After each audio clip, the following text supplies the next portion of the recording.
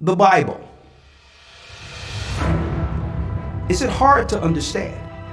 When it comes to reading the Bible, the first thing that comes to mind is the fact that this is the Word of God. The seals have been broken, and the truth is here. And when we go throughout the scriptures, when we go throughout extra-biblical records, we find that the language that God employed, that He used to create the heavens and the earth, was the Hebrew language. Christ said, I came for the lost sheep of the house of Israel. But yet no one, no religious leader, no religious church out there anywhere can now identify the 12 tribes of Israel. Can we? God is quite simple, but it seems as if man makes understanding Him hard. What are those mysteries? The truth of your book and the truth will make you free. The Hebrew and Bible Academy, you're invited.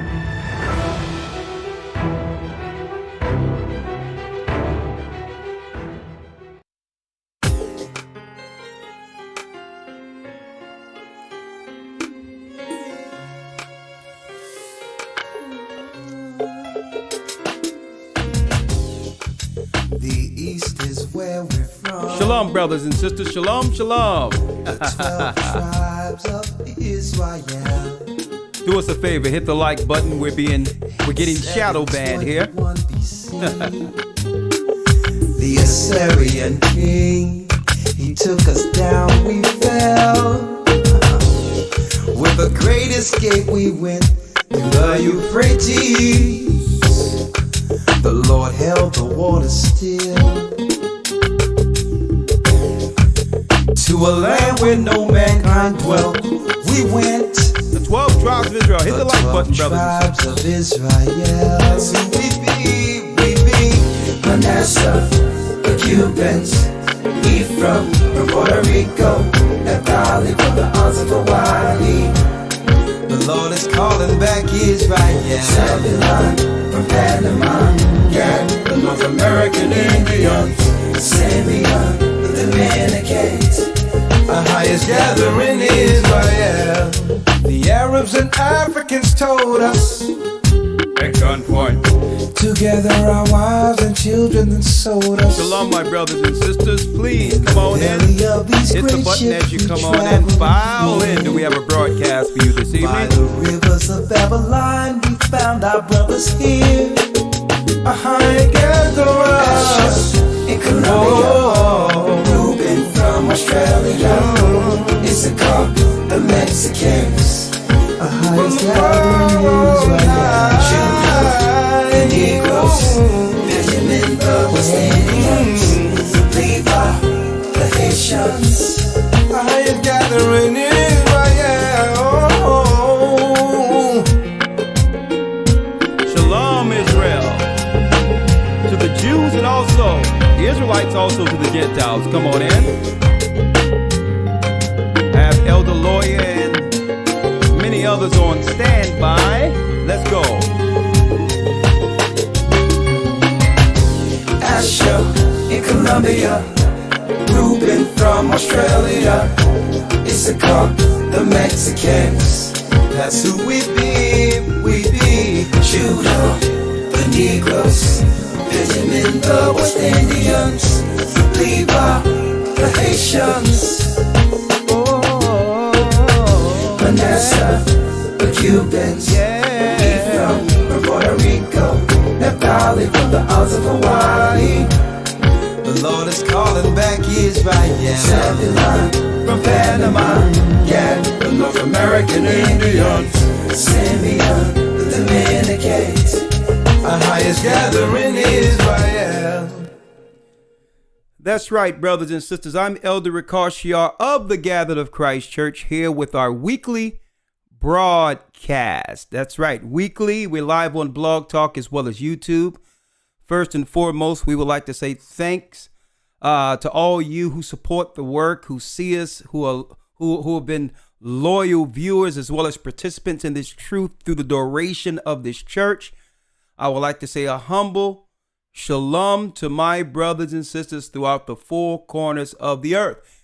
Do we have a broadcast for you this evening? Oh yeah.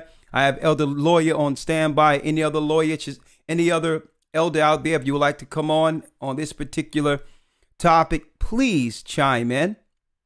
Please chime in. All right. And yes, all praises be to the Most High, Ahaya Bahashim Yeshaya Rawchaa, which is the God of Israel, in the name of Christ through the Holy Spirit. We'd like to thank the heavens for protecting us through such a time as this, days of tribulation. And yes. Okay, yeah. So yes, I see everything is good. The sound is good. All right. We're going to jump right in. Thank the Most High for allowing us to be here before you. And yes, we do have Hebrew and Bible Academy this coming Sunday. I think we're going into week 8. And the lesson will be portals, the gateways between heaven and earth. The earth. That's right, brothers and sisters. There's a celestial realm and a terrestrial realm, a realm we can see, and that's right, a celestial realm we cannot see. Okay, we wrestle not with flesh and blood, but principalities and powers. Well, how do these principalities and powers travel? How do they go in and out of the earth? That's right. And how do they interact with people? Keep in mind, there's a dark side and a light side of the force. All right. But there's only, that's right, the original gates that was created from the beginning, in which the celestial come from the outside realms into our realm to guide or to deceive us. So this coming Sunday, for the first time we're going to have 2 to 3 hours just focusing on gateways, whether or not they're stargates. What about some of the pyramids? Is that connected to things that they have been hiding for years? What about what's going on with Area 51 and these mountainous terrains? Yeah, it's always from the mountain. And okay, usually it's from the mountains where there's interactions with gateways. And we're going to be talking about this coming Sunday. Keep in mind, it was our God from the Holy of Holies, the God of all gods at Mount Sinai, giving us the law. So that's an actual connection point between God's people and us. And the outside forces know it. They know there's gates in the earth. That's right, gateways invisible that the celestial and spirits travel through. Okay? Now, the difference between what's going on the lower level amongst our terrestrial realm is that the powers that be who are trapped here can only travel within the realm they're allocated to. Okay? But our God, the angels who protect us, that's right, are not subjected to time or space. All right? They can also travel through these same gates, but without restriction. All right. So I'm going to be going into the levels of and all that. And Elder Lawya helped put together a great lesson. When you look at the word gate all through the scriptures, it's on higher levels that we'll be discussing this coming Sunday. Gateways. That's right. Portals. The gates between heaven and earth, for the first time taught in this academy. And this is why you have your Area 51s and your NASA and all these things. What they're not telling you, folks, is that all these constructs are constructed by the fallen, and they travel in the earth and set up politicians and others and militaries to make servants of God's people. We're going to be talking about that and more this coming Sunday. Now, without any further ado, y'all came for the topic, so let's go right in. Let's go right in. All right. Now, even though we're at week 8 of the Hebrew and Bible Academy, for those who are interested, we're now taking enrollments for the next academy, which will start about a month from now. All right. So no sense in you getting into the whole academy. And then what happens? we have to send you all of the weeks you've missed, right? And you'll only have 1 month of real live interaction with us, going through the records and all that and teaching you every Sunday. So if you're interested in the academy, just enroll. We won't miss anything. This particular lesson that I'm talking about will be discussed in the next academy also. So you just go to historytimes.org and you'll have a fresh 12 weeks beginning in about a month from now. So we are open enrollments for the next academy. So don't worry about it. You won't miss some of the new details that we have delved into for this one, okay? So we're going to be going into portals, the gates between heaven and earth, this coming Sunday. And the following Sunday, week 9, we'll be breaking down the Ark of the Covenant, the greatest weapon known to mankind. That's right, the Ark of the Covenant. That's right. The Most High led us out of Egypt, and he told Moses to have the Levites, the sons of Aaron, carry the Ark of the Covenant. You're going to find out that the enemies have lied to you. The Ark of the Covenant isn't in Ethiopia. You can't find it in America. It's hidden, and we know exactly where it is according to scriptures. And guess what? No man can touch it. It's sealed and protected behind a gate. The geographical location is clear. It's in scripture. And we're going to be talking about that and more in week 9. The Hebrew Bible Academy have taken on a life of its own, and it's just growing with knowledge. And I'm so glad and humbled to be a part of what the Most High is doing, bringing serious understanding to God's people in the last days through the gathering of Christ's church. Now let's jump right in. Current viewers right here is all right. I need you all to do me a favor. Hit the like button real quick. And I'm not going to ask y'all too many times in between. I'm just doing it real quick to get it out of the way so that I don't have to, ask you in between. As you come in, please hit the like button. Okay. We're under a shadow ban. And after the broadcast, make sure YouTube, they have bots operating now. And sometimes the bots unsubscribe people. Okay.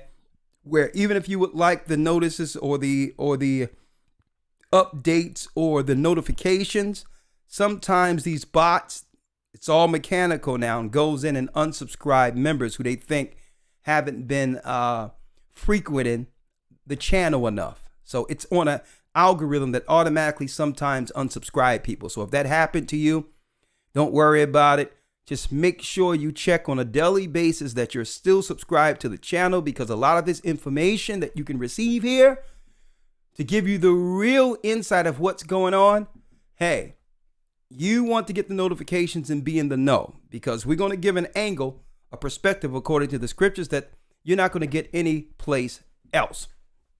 Now, let's all go in now. You see the topic. That's right, a lack of bread while the world watched will. While the world watched will. That's right, a lack of bread. Now, what are we talking about here? What are we talking about? Every news circulation. I mean, YouTube has been inundated with opinions on Will Smith and Chris Rock, right? There's so many levels and narratives to this particular story. I mean, it's such a story.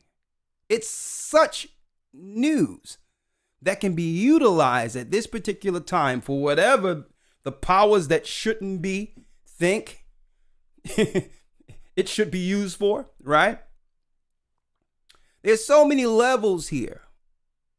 Oscars, Will, Chris Rock, to the degree where, you know what? It's so important, brothers and sisters. that it can take a whole war, as they claim, off of the front pages, off of the front lines, off of the headlines of all news articles. It's so imperative that we chime in on what's going on here, that the media would actually shift. All the editing rooms and the writers and the producers shifted midstream and say, Hades to the war. Hades to the war. There's some real news going on. You know what? Brothers and sisters, I thought about this. I thought about it to a degree that when it first happened, I had a side or an opinion, right? And then it all began to come to light. It all became clear to me. The Bible teaches us that a nation divided against itself cannot stand. Right? You take a polarizing family that on one side, a very likable A-list actor from Philadelphia, very likable. So automatically those who from Philadelphia and like Will Smith will take his side, right? He's a man, right? And then you would look at it like, well, okay, from every angle, there's not a person out there in the earth, brothers and sisters, who will not have an opinion on this. Because there's so many dynamics, a family, husband, wife, children. Then there's the polarizations of how their relationships and dynamics of their relationships are out there. That relationship. Will Smith, a likable actor, right? Jada Pinkett. Now, from a man, you have a man sit back and say, well, listen, he's being emasculated. And then it's a man. A man should stand up for his wife, right? Okay, Gabar, I seen you. A man should stand up for his wife. And then it's other women on the other side. About time a man stood up for his woman. Right? That angle, the family angle. Alopecia. Well, she's suffering from hair loss. And many women who have suffered and understand what that means, they take a side, right? Man-woman dynamic. All of these things are happening right now. And it's convenient for the news circulations to take all of the real news off of the table because what? They've found something in which every person has something to say on it. Right? Everyone has something to say. What a convenient storyline in a time in which, brothers and sisters, your life, all of our lives are changing right in front of us. What an convenient storyline right now. It has so many angles. But why should we care?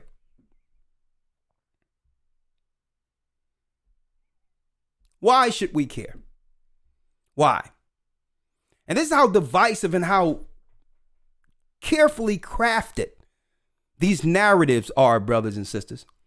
Table talk at the red table. A wife talking about her infidelities or no infidelities, depending on the arrangement the marriage has. The fact that the world knows about something that happened with her dealing with her son's friend and all this other weirdness. And then you have her son being raised, walking down the street with a dress on. But that wasn't news. Raising their children under this under this Hollywood dysfunctional environment. That's not news. Her daughter being raised, if y'all don't know, it's the boy at the top, and it's the girl Willow, their daughter, at the bottom. Now, I pray for all of them, but I can understand how divisive this story is. You know why it's divisive? This is why, brothers and sisters. In the earth, there's no standard for right or wrong. There's no standard. So everyone can have an opinion and stand on that opinion based on what part of this story they can more so relate to or agree with. But it's all wrong. It's all wrong. Let me show you where I'm going here. How is it now that we're talking about what? A moral good and standing up for who you love. Right? Just standing up for the chivalry of standing up. When the whole Hollywood thing that we have watched have helped totally degrade and harm our people when it comes to an optic of looking up to people we respect to show us what traditional, loving, God-fearing family looks like.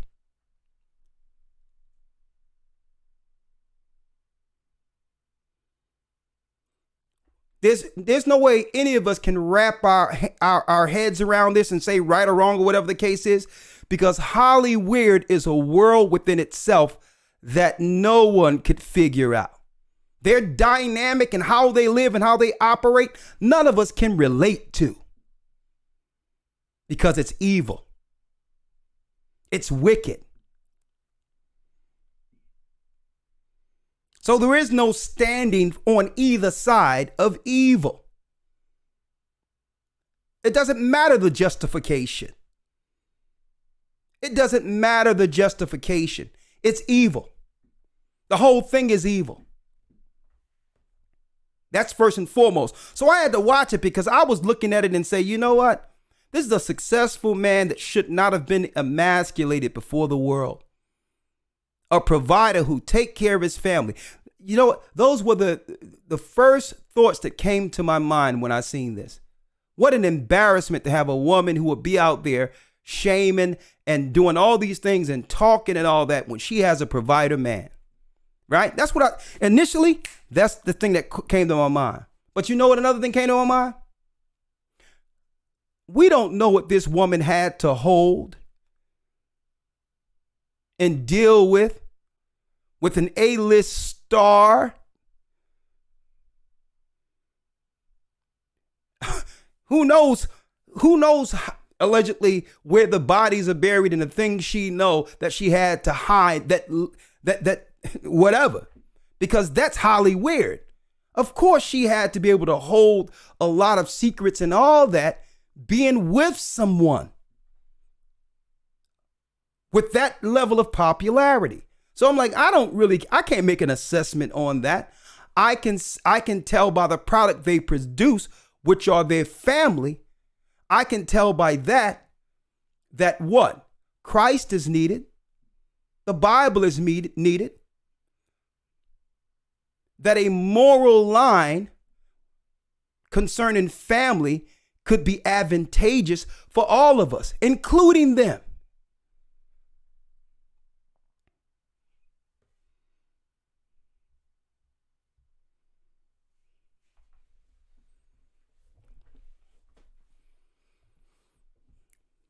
That's right. A lack of bread while the world watched will. Why the world watched will.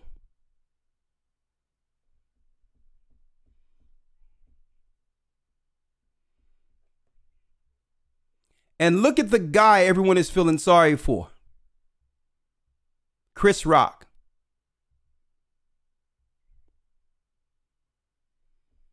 In a gold wig. Oh yeah, they've known each other for a long time, since back Fresh Prince of Bel-Air. And let me tell you, no one knew what was going on with Chris Rock until this happened. And guess what? You cannot afford the price of Chris Rock's tickets for his next tour now.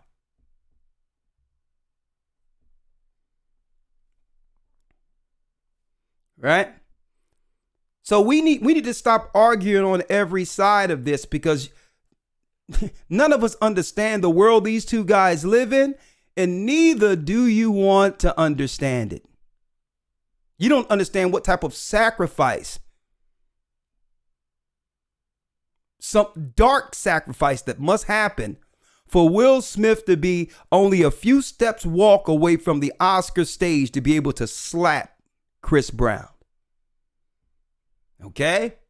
You don't know how much sacrifice Chris Brown had to do on the dark side to be able to host and stand there on stage to host the Oscars. They're in an entirely different world that none of us can understand.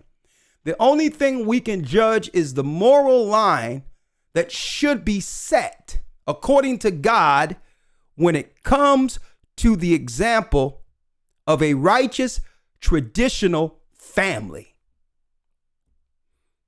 And in a nutshell, I can say, in a nutshell, what they presented or produced is harmful within our society.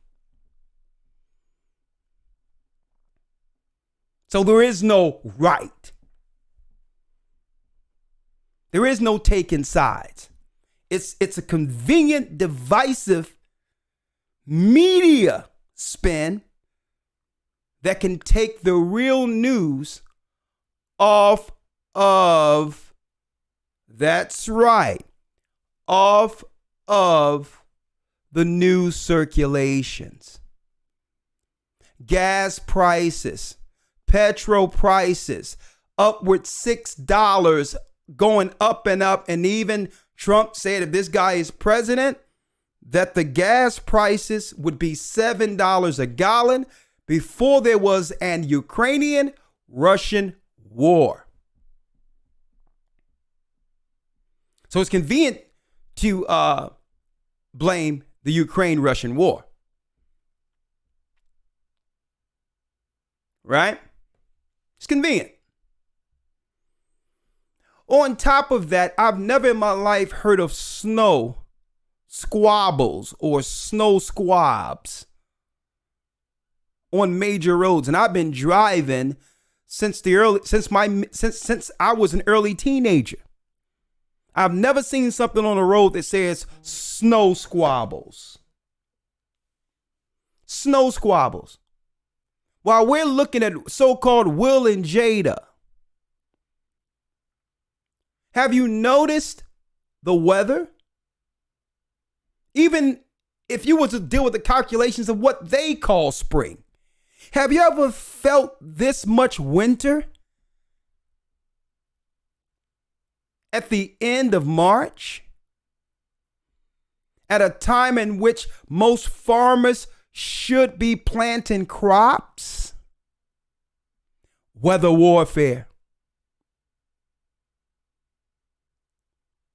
Have any of us heard what Joe Biden said to the world a couple of days ago and how that's going to affect our families?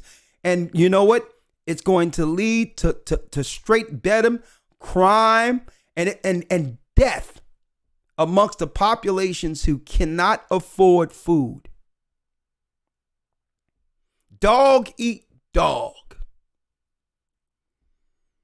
The so-called virus for the last 2 years were just a precursor. It was just a beta test, and many died in that, setting the infrastructure for the next phase, which is lack of bread.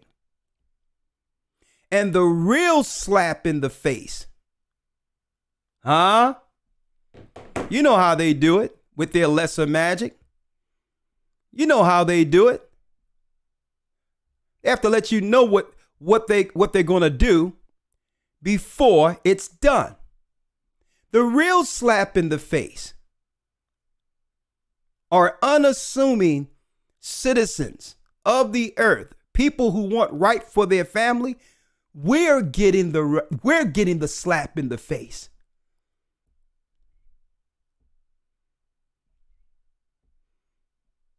The highest level of disrespect to a degree, because it was the old chivalrous way under the old Mason and York, Scottish and York rite, that if you slap someone in the face with a glove, that's right, it leads to a duel to the death. A duel to the death.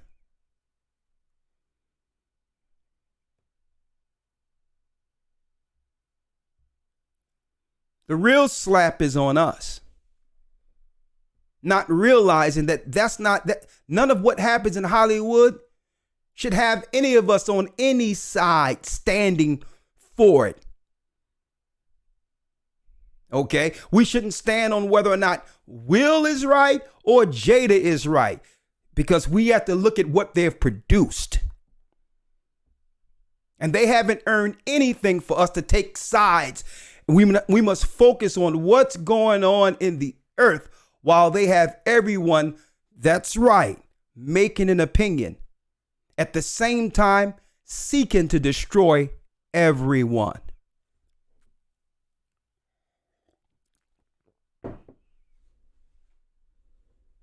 And I'm like, what a perfect story to distract brothers and sisters from the death we are about to witness. The mayhem. I mean, the men on one side saying, well, hold up, man. Black on black crime. You shouldn't be striking a black man of substance and the example of a successful black man. So the successful people are standing up saying it's wrong. Then men in general are saying, well, hold up. She don't deserve protection. So many levels. I know this. I know this for sure. And this is how you know how divisive that was. If there was a white woman married to Tom Cruise with alopecia or bald cancer, hair with bald cancer, Chris Rock would have known not to say anything. He would have understood that was off limits. But we're always what? The butt of the joke, the man or the woman. And that's the whole point of them putting this up forefront before you all. All of us as a family are low-hanging fruit without protection. So we all need the Most High. So does Will, Jada, and her family. We're always the butt of the joke. Because he know that he couldn't have said that about a white woman without losing everything. So then there's a side where people hate Chris Rock now.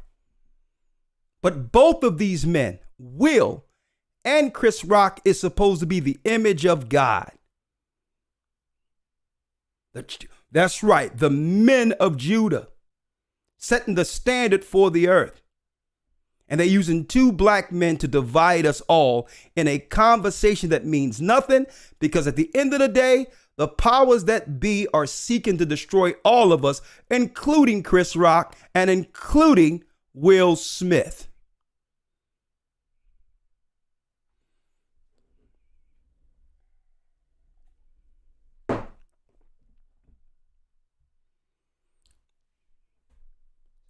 So I'm better with focusing on what news they snuck right up under our noses while the world was watching Will. And if anything, that's right, you know how they do it, folks. They show their lesser magic by letting you know what's coming next. You remember Will Smith, I, Robot, I Am Legend, where he couldn't escape from the city. I think he was like some biologist, some high disease epidemiologist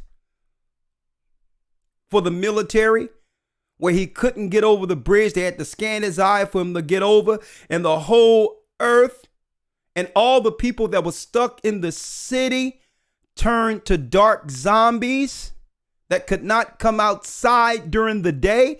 Remember all that? That's the lesser magic to let you know.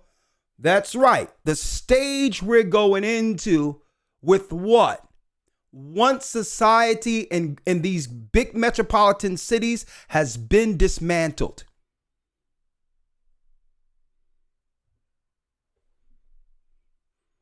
I'm going to tell you, folks. Some people say it was staged. Some people say it wasn't staged. And you know what? That's divisive too, I noticed. It doesn't matter if it's staged. It doesn't matter. The optics are out there. The division is out there. The conversation has overshadowed what we should be looking at according to God. Understand this. I'm not on the side to think that it was faked. I believe people have issues, whether you're in Hollywood or not. And sometimes when the camera's running, we understand what the issues are. People fight. People have disagreements. It doesn't matter. I'm just checking out what they're using it for. Okay? And it works in all of their favor. Okay? Right now, Jada Pinkett is what? The world's darling. For the first time in the history of the world, a black woman is being protected publicly, right? Even with the fear of Will losing everything. What chivalry.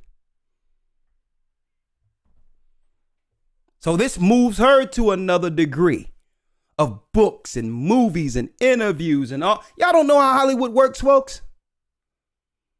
None of them loses with this. And who cares about the Oscars? Everyone now, because that's an forgotten relic. It's an old artifact, the Oscars are, until something happens like this. So they benefit, but we lose.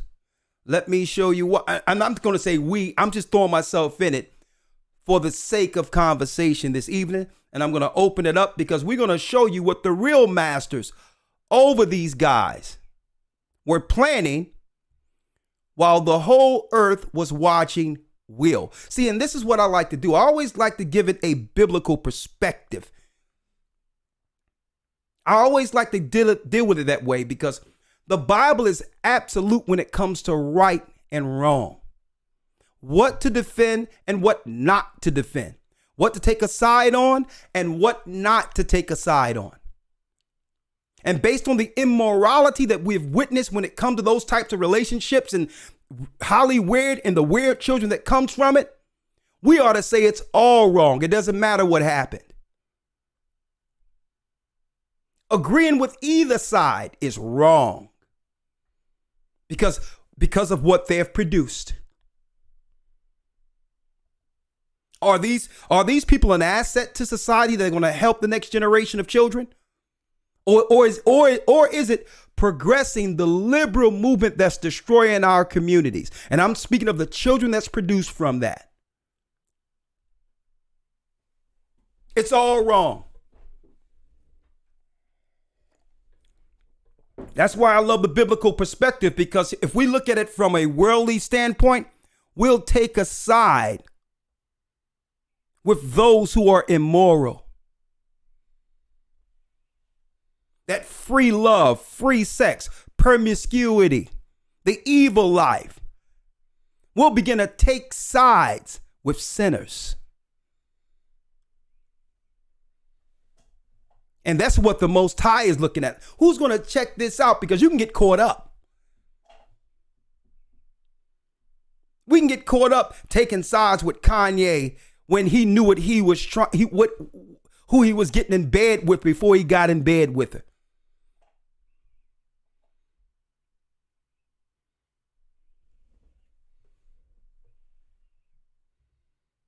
When Christ is crying and from the heavens and just stating, repent, repent, repent. He don't care about these little idols down here. So what was actually going on before I bring Lawya in, and I know Elder Gabar is waiting in the wings also.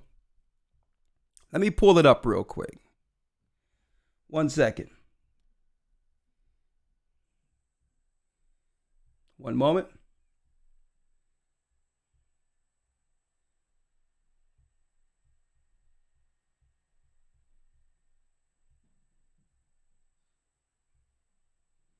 Let's find out a few things here. 1 second.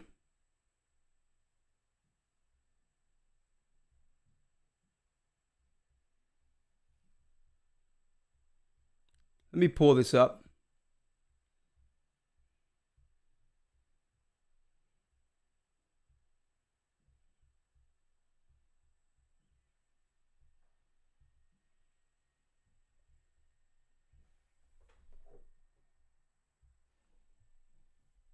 One moment.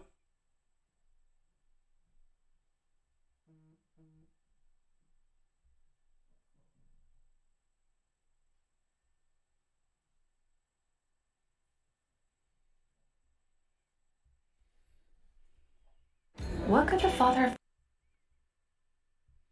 Now let's examine what all of us should have been paying attention to during the slap.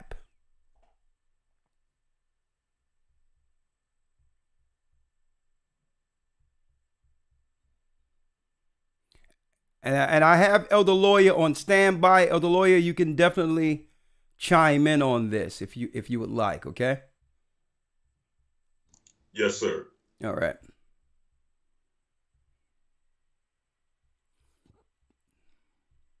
One moment.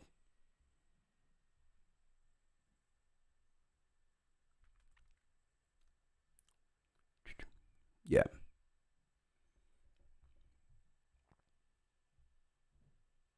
Also, Kakum Shakur, Lamont, I need you to call in tonight because I have to write down your number or put it in my phone because the paper I put it on, I don't know. So Kakum Shakur, Lamont, the brother that called in who was with the church from the beginning, please call in tonight so I can get your number, please.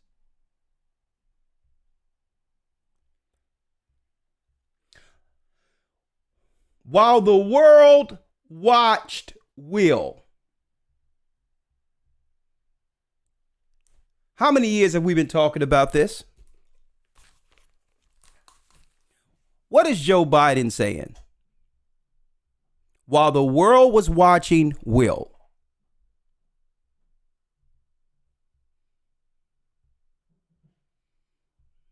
With regard to food shortage, yes, we did talk about food shortages.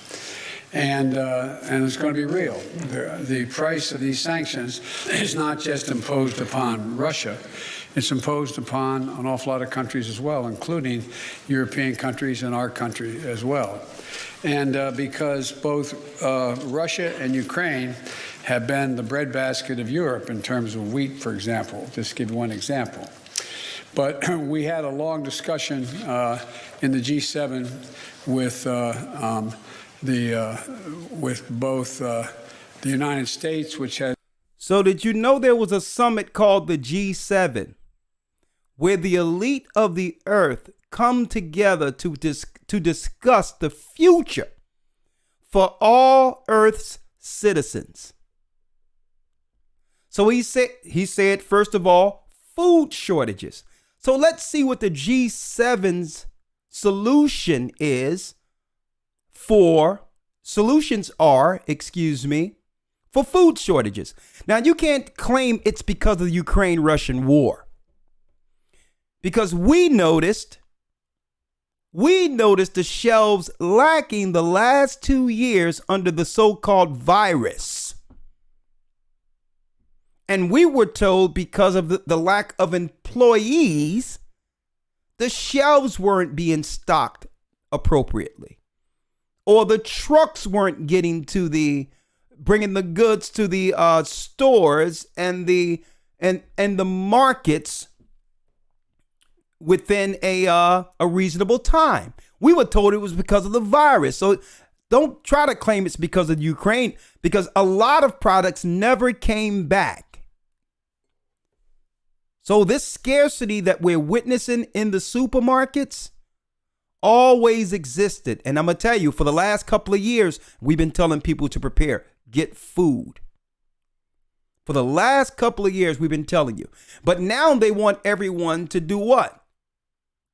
Get your groceries through Instacart or whatever Uber Eats or whatever crap they got out there, so that we can't witness what's really going on in the supermarkets. Regard to food shortage, yes, we did talk about food shortages, and it's going to be real. The price of these sanctions is not just imposed upon Russia; it's imposed upon an awful lot of countries as well, including European countries and our country as well. And because both Russia and Ukraine have been the breadbasket of Europe in terms of wheat, for example. Just to give you one example. For wheat, he says, for wheat as an example. Wheat. Remember that, folks. We need grain to make bread. But we had a long discussion in the G7 with both the United States, which is a significant, the third largest producer of wheat in the world, as well as Canada, which is also a major producer.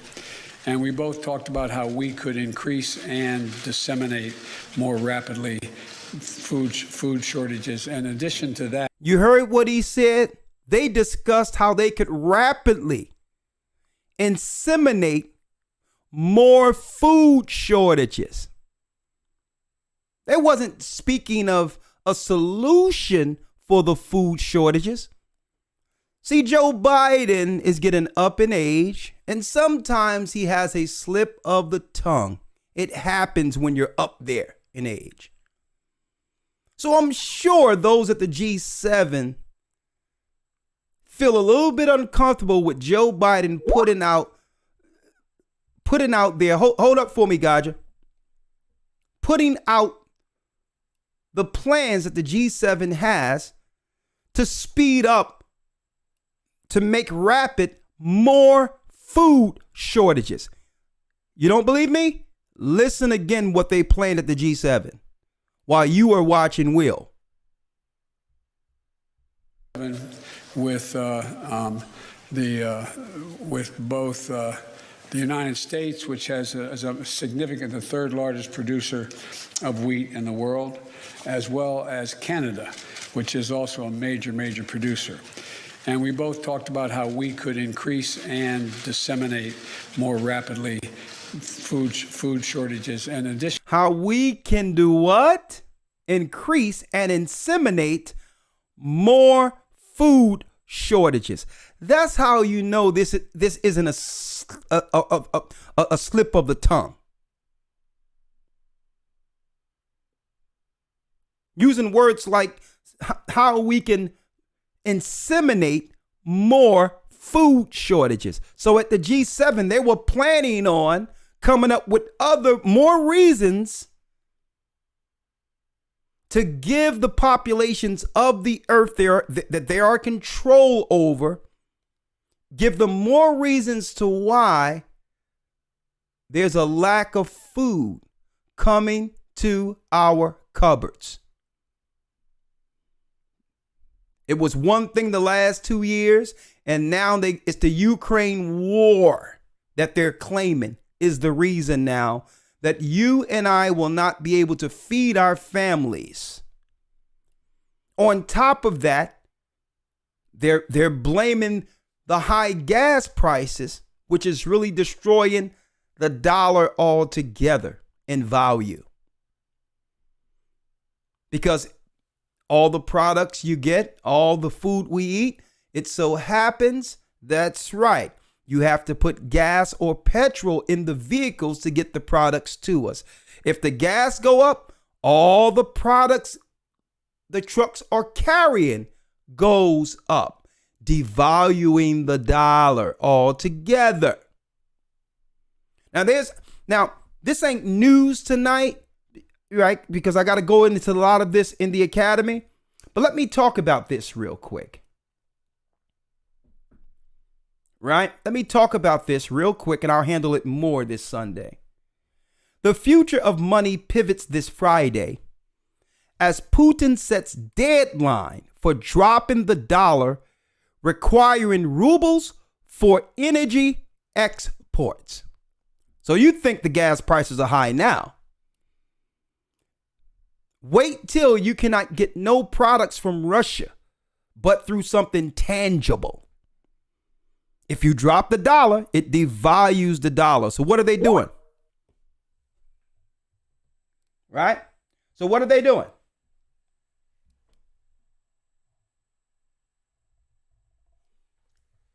Oh, yeah, excuse me. Yeah, let me make it clear. He said disseminate, not inseminate. He said disseminate, excuse me. He said that they're going to find ways to disseminate more food shortages. Okay. Now, I need y'all to check this out. The future of money pivots this Friday as Putin sets deadline for dropping the dollar, requiring rubles for energy exports. While we were watching Will, as if they care about Will and Jada. Regardless of what you think about Putin's morals or ethics, he is a genius strategist whose intellect is vastly superior. Well, he's making an opinion on that president opposed to the one of the United States that people voted in. If they believe that if they believe you actually vote in two people that the powers that shouldn't be places before you. Beginning this Friday, Russia will only accept rubles, gold, or Bitcoin as payment for energy exports to unfriendly. I need you to hold tight, because every time you send something, every time you send something, there's a noise going on that distracts me. So hold on for that, Gaj. I'll get what you're bringing. One moment. Beginning this Friday, Russia will only accept rubles, gold, Bitcoin as payment for energy exports to unfriendly countries. No dollars or euros will be accepted. And why should Putin accept dollars or euros anyway? Given that the Western financial system has told Putin he can no longer use dollars or euros to purchase anything. Huh?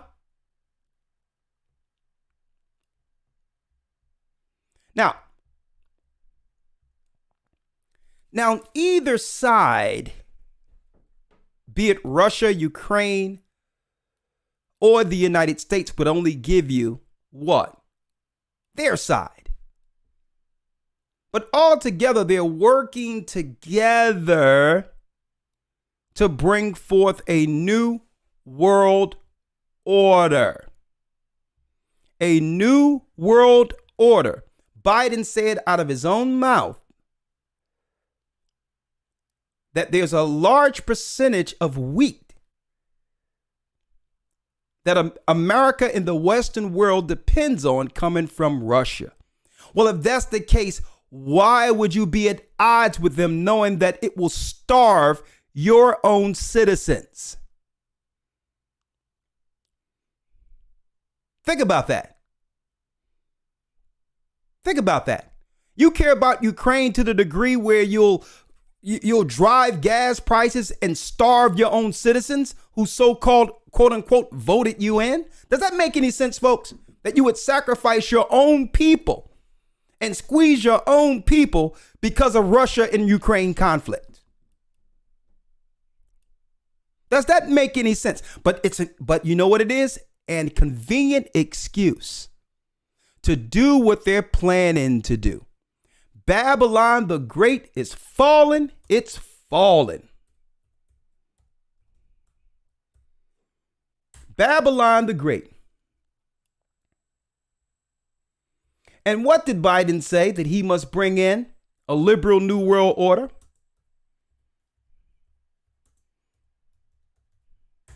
Huh? What did he say? I predict a historic event in 2022 will... Okay, let's hear what Biden has to say. The future of the world. The future of the world, according to Biden.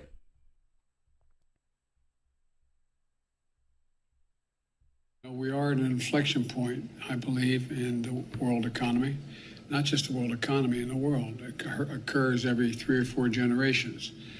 As one of the top military people said to me in a secure meeting the other day, 60 million people died between 1900 and 1946. And since then, we established a liberal world order. And we have established a liberal world order. When you look at the liberal world order, folks, it's pushing liberality, evil against the principles within the Holy Bible. It's against the Bible's principles. That's what liberalism is. So he said a liberal new world order.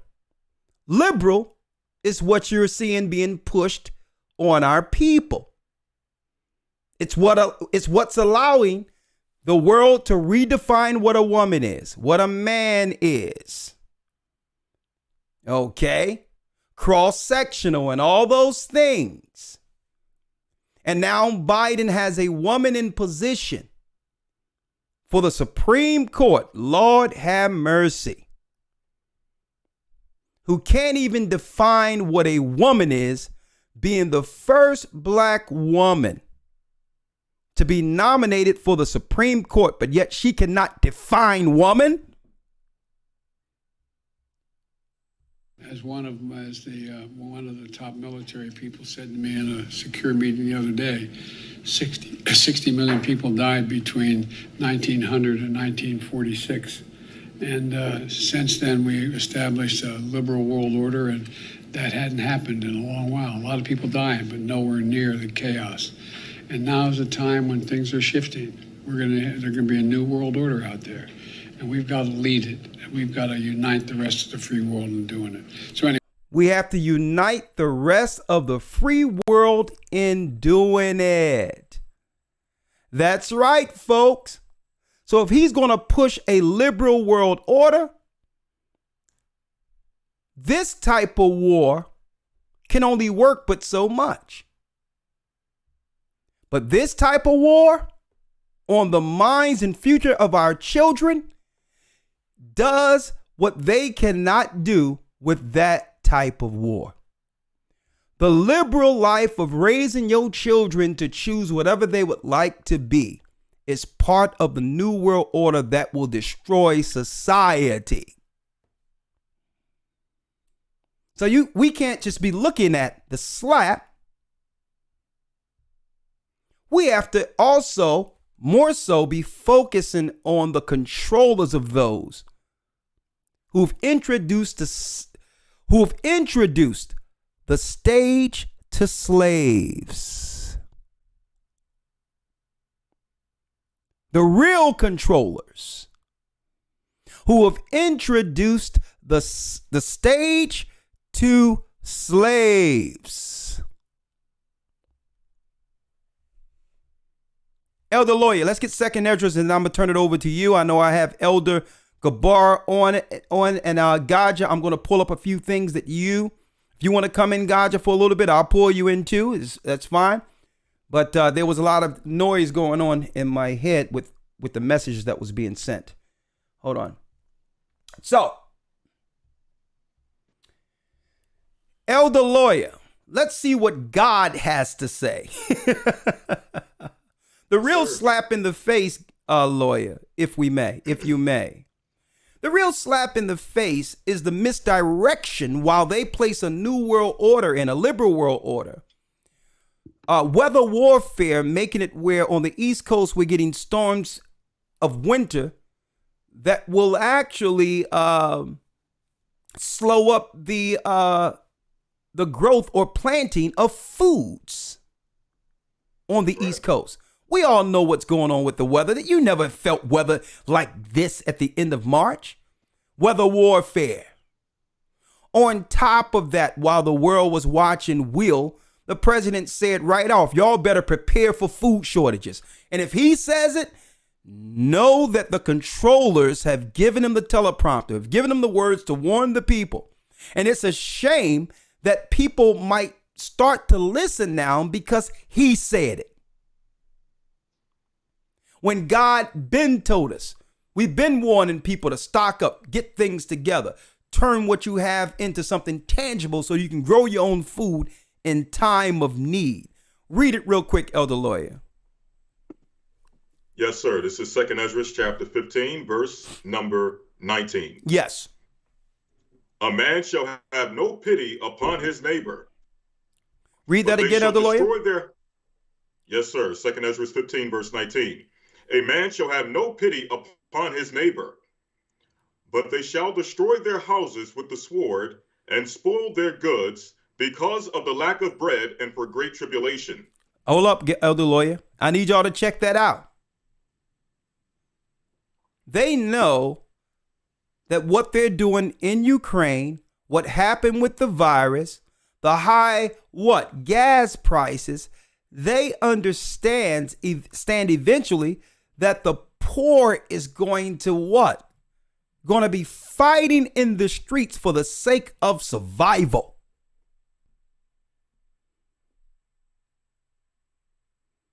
God said this in 2 Ezra. Read it again, Elder Lawya. 2 Ezra 15, verse number 19. A man shall have no pity upon his neighbor. A man shall have no pity. Shall have no pity, what? Upon his neighbor. Upon his neighbor. And that's why we have to watch with these little stories that are divisive and moving us on either side, these little petty arguments. Because when it comes down, we're not going to ask what the argument was about. The fact that the friction was there is going to allow people to deem other people that they'll need as enemies. See? They just need you to be divided on either side. They don't care if it's Will, Jada, the children. They don't care what it is. But as long as it leads to you not understanding a person you're going to need in time of trouble. That's going to be the person, if you have the high ground, physically or otherwise, that you'll predatorize and destroy when there's a lack of bread. Read on. A man shall have no pity upon his neighbor, but shall destroy their houses with the sword. Shall destroy their houses with the sword, which is the modern day gun. The strong shall survive, the survival of the fittest. And when you have a lack of bread, those who have the guns rule the bread. Rules the bread. And I'm going to tell you, folks, it's going to be crazy. I see how they have done this. During the corona thing and all that, they opened up OnlyFans where these women now don't have to depend on man because they can have all these men putting money in their bank account. But there's no protector when the internet goes off. So that goes into ravishing young women knowing exactly where they are.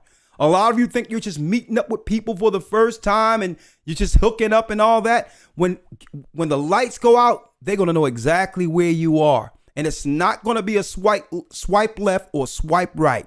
They're coming directly to you. Because what's not out there in the hookup culture, Elder Lawya, is when people hook up and then you find out you don't really want to you don't like the person like that because they're not what you thought they were behind the filters and all that. Or a woman may see a guy and be like, well, no, he's creepy. We don't know how many of those go down. Where he'd be like, well, I'm cool. Well, that creep know where to find you now. Okay? So it's not like every time you swipe, people get together and all that old other stuff, but they're taking inventory. Come to find out on your iPhones and all that, there's trackers in place where people can find you at any time. It's going to be straight chaos. Because we don't realize that this is not a time to be divisive. This is not a time that you can doubt the person that you're going to have to depend on. It's not that time. And if you don't have nobody to depend on, this is the time to figure it out, especially a lot of you sisters. I'm going to tell you that right now because they're leaving. They want this independent. I can do all, and they're putting money in your bank accounts and doing all that so that you'll have no protection when they pull the plug. And the Bible will tell you with the lack of bread, hey, women are going to be selling themselves outright strictly for a meal. To get a meal,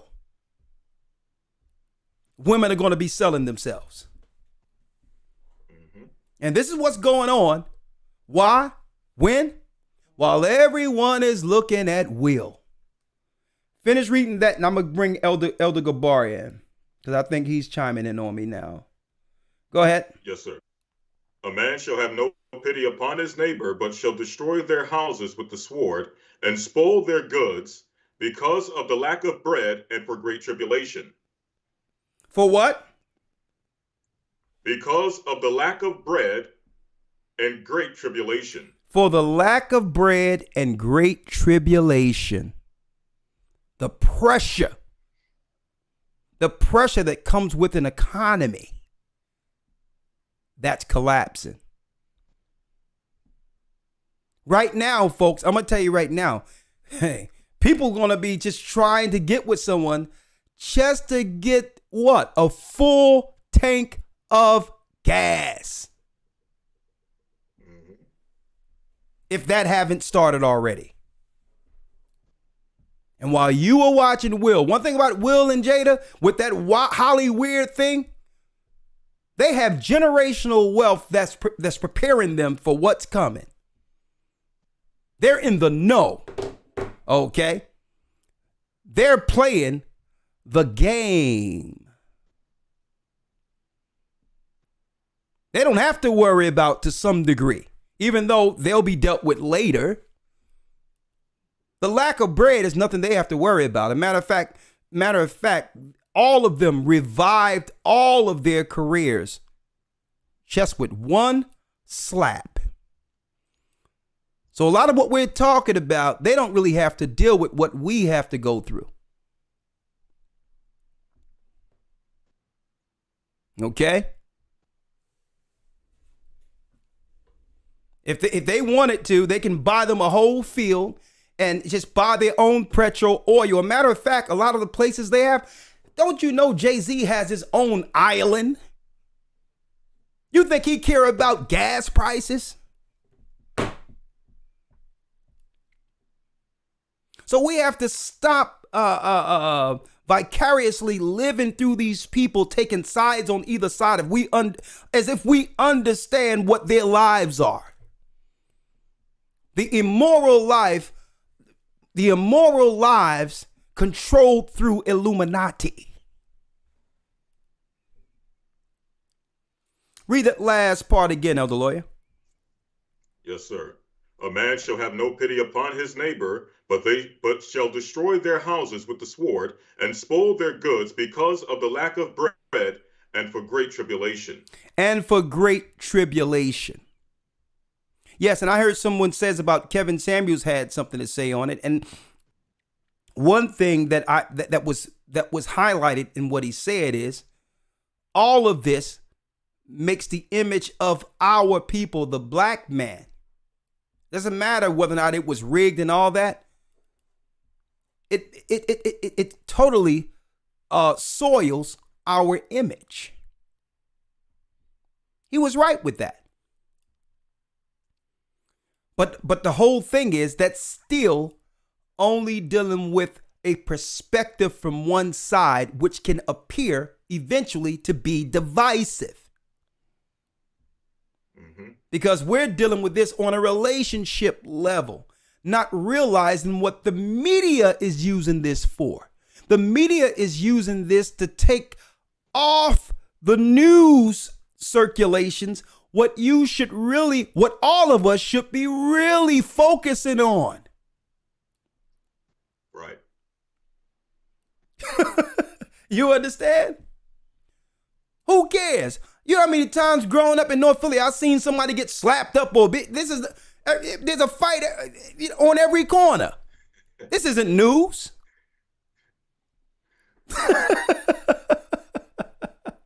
Oh man, I mean, man, he punked Chris and didn't. Man, he knew that he was, man, he's 100 pounds bigger than Chris. So there's a big guy he's on the other side compared to the smaller guy. It's divisive on every level. But the point I'm making is you should have seen the laws being passed. The report that you're not going to have any food in supermarkets. And if you don't decide to do what they want you to do, you will not be able to get food. They're going to, when it comes to the scarcity of the supermarkets, they're going to say because there's such supply of food, only those who've complied or will comply can eat. And it's going to be levels of that.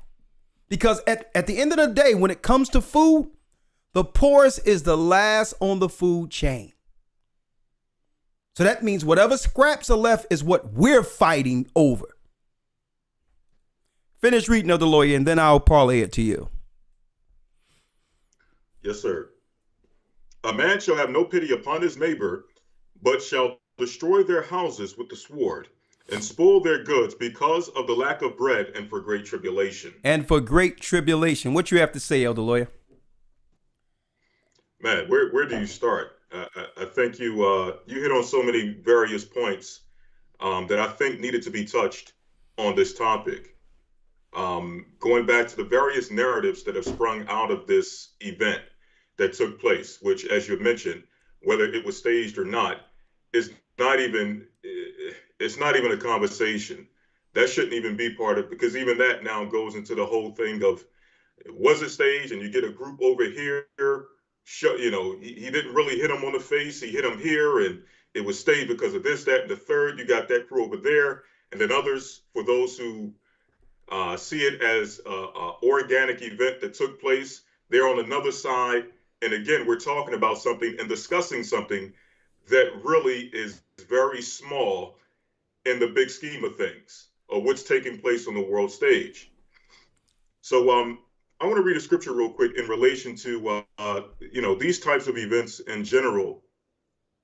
And this is a scripture I often read when it comes up to events, world events that are taking place, or anything that's put before you as something for you to digest for the moment, something that is used to take your eyes off the prize, or to switch narratives, one story to the next, just constantly switching the narrative to the point where you're confused as to what to be concerned with or what to focus on. And that scripture is the book of Ecclesiastes in the Bible, chapter 7, verse 8, where it says, better is the end of a thing than the beginning thereof. And the patient in spirit is better than the proud in spirit. Again, the key point is the first point where it says, better is the end of a thing than the beginning thereof. A lot of times what happens when these events take place, like what we saw at the Oscars, what people try to do is they try to be the first person to report and give a response and do a video on that particular event and give a take on a narrative. And that's not to say that their perspective is wrong. Whether you're going to look at it from the family aspect, if you want to discuss the family narrative, the Smith family and the weird things that and the various elements that we've heard over the years and the rumors we've heard over the years that relate to that family and just the weird nature of how things operate within that family structure. People are going to take that side, people are going to come with that particular perspective off the back of this event. And some of the points they're going to bring forward are not going to be wrong. They're going to be some true points. Others will go into other aspects of the event as a means of being the first to report upon it or the first to give their perspective on it. And again, they may be right in some of their perspectives. However, it is always best to sit back and watch things kind of progress and see what things spring up as a result of this new narrative that has come up. And on top of that, what are they not talking about while this new narrative have taken form and have become the top of everyone's conversation, and everyone has to talk about this new thing that's being presented to us and fed to us and told that this is the thing we must focus on. What are we not being told? What is being reported in the news that we did not see, or something we may have saw, but we got distracted because a day after big news was reported, or a few days after some big news was reported that's going to affect the whole world, we were distracted with the new narrative. And this is something that has been going on for the past, the reality is that it's been going on ever since this place has been constructed. But over the past few years, we've seen it very heavily that they've been wagging the dog and feeding us one narrative to the next from the pandemic. The pandemic, a few years went by, all of a sudden no longer exists. Now it's all about the war. Now it's all about stand with Ukraine, support Ukraine, support Ukraine. A little bit of a halt has been placed on that with this new narrative of this whole Hollywood, Oscar, Will Smith versus Chris Rock versus such and such and so and so. This has become the new thing that we're focused on. At the same time, as you've showed, we're being told to prepare for food shortages. A day before, I believe a day before or a few days before the Oscar thing took place, Will Smith, Chris Rock, Biden was talking about what? Putin must be removed, or this man can no longer remain in power, which is basically talking about what? Regime change. These are the conversations that are taking place on a world stage that people are not focusing on, or people don't care to focus on because they have the new toy that's been put in front of them that they ought to play with for the next week or so, while the world is drastically changing around them. And this one more thing I wanted to read on this the liberal aspect of things, with the liberal New World Order that was spoken of. Okay. Or that you mentioned a little earlier before I pass it on. Great. And you're going to elaborate on this. This is Isaiah chapter 32, verse number 5. This is concerning those who refer to themselves as liberal. It says here, the vile person shall no longer or no more be called liberal, nor the curl said to be bountiful. I'll read that again, Isaiah 32, verse 5. The vile person shall be no more called liberal. So you have these people who refer to themselves as liberal. The word liberal going back to liberty, which means what? Freedom. Okay? And usually when we hear liberal or liberty, we associate that with freedom, justice, and equality. So those people who we know politically who refer to themselves as liberals are usually Democrats. They call themselves liberal, as if they are propagating peace, love, freedom, justice, and equality throughout the four corners of the earth. But the Bible says that the vile person shall no longer be called liberal. The reality is that these people are not about freedom, love, justice, and equality over the earth. These people are vile. As the woman you have been covering the past week, who is up for the Supreme Court of Justice role, being asked the question of what is a woman and not being able to define a woman, yet she's supposed to be the first woman or the first Black woman on the Supreme Court of Justice, but cannot define what that is or what she is or what the gender is. These are vile people, according to the Bible, referring to themselves as liberal. Joe Biden talking about there needs to be regime change in Russia, getting into the business. And again, we know a lot of this stuff on a world stage. A lot of these things are not what is being portrayed, in the media, but nonetheless, just going along on the surface with the narratives, talking about there needs to be regime change and that there needs to be justice in Ukraine. Yet there's no justice here in America for the people who have been here, who have been slaughtered, the people who have been enslaved, the people who have been lied to, the people who have been kidnapped from their country, who have been suffering under this particular country for over 400 years.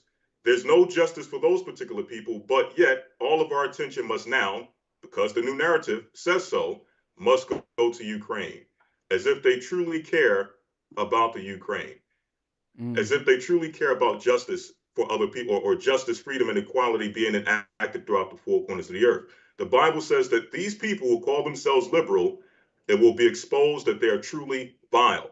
Jumping down, last point, verse number 6. For the vile person will speak villainly. And that's what we're seeing. The people who have referred to themselves as liberal, the people who have claimed they're about freedom, justice, and equality, now we're starting to see their true colors. They're starting to come out and say what it is they truly stand for. As you mentioned earlier, you saw Joe Biden with the slip of the tongue stating that they're seeking to disseminate food shortages. Okay? Now you're starting to see exactly what these people truly stand for. For the vile people, or the vile person, will speak villainly, and his heart will work iniquity to practice hypocrisy. And that's exactly what we're seeing in the earth today. And to utter error against the Lord, to make empty the soul of the hungry, and he will cause the drink of the thirst to fail. So that's pretty much it. There's many other angles we can take on this, but I'll leave it there and open up for the next elder to come in. Okay, and yeah, I'm gonna bring Gaja in because he have a lot of going on here. So I'm gonna bring him in, then I'm gonna bring in Elder Gabar. Let me say this real quick, right? Let me say this. You notice that this sister who's married to this guy who was, who is related to one of the old speakers of the House that was dealing with the progressive evil that was moved through the Obama administration. This woman, Ketanji Jackson, who has nothing to do with our people, who doesn't represent anything good. The only time she was pulled out for years, to judge over a matter, usually was to let out, this is not allegedly, the majority of cases that she adjudicated over. When it came to child pornography, the predators got what? The minimal sentence for that particular crime when she overseen that, when she was the overseer of the courts concerning child pornography. She was getting hammered when they asked her, can you define a woman? Her answer, this black woman, well, I'm not a biologist. Can you imagine if she cannot define woman in fear of what a woman is? In fear of these people who are controlling and running things, who might be intersectional and all that? Can you imagine if she can't define what a woman, who women are, what decisions she'll make against our people on the Supreme Court? And all of a sudden, all that was being plastered everywhere so that we can realize who he's trying to sneak on the Supreme Court to destroy what's left of any values within, when it comes to what a family is. Out of nowhere, a slap came. Out of nowhere, a slap came. When if this woman is put in position, and she will be approved, you'll realize what was really going on with this. Because the slap on us, the slap against us happened a long time ago before Will. Because Jada and Will were invited to the Obama's White House years ago. And with a progressive movement, a liberal movement to have in the public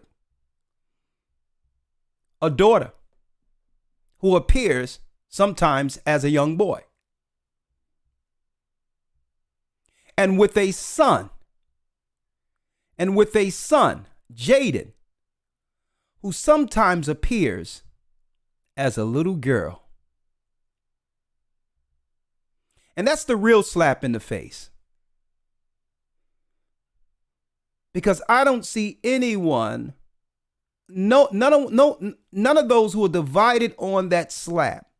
There was no pushback when they seen these children being raised liberally, without any boundaries or order or fear of God. There was no discussion. And I believe this is more of a heinous indictment on what's going on up there at that red table than this.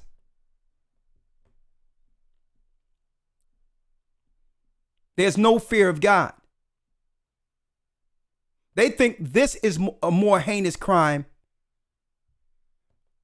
than this, our future.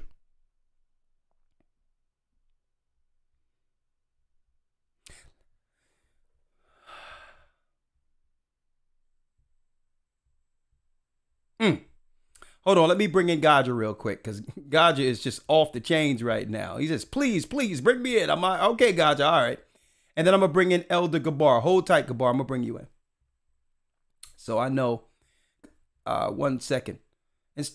I'm not going to quote all the things you sent me, Gaja. So what I'll do, I'll let you just speak for yourself here, all right? Hold on. And see, it's time that we reshift, refocus, redirect eyes and ears on what our people really need to see and hear right now. They're just taking the floor right from up under all of us and using convenient distractions so that we don't realize how damning this administration has been against all of civilization.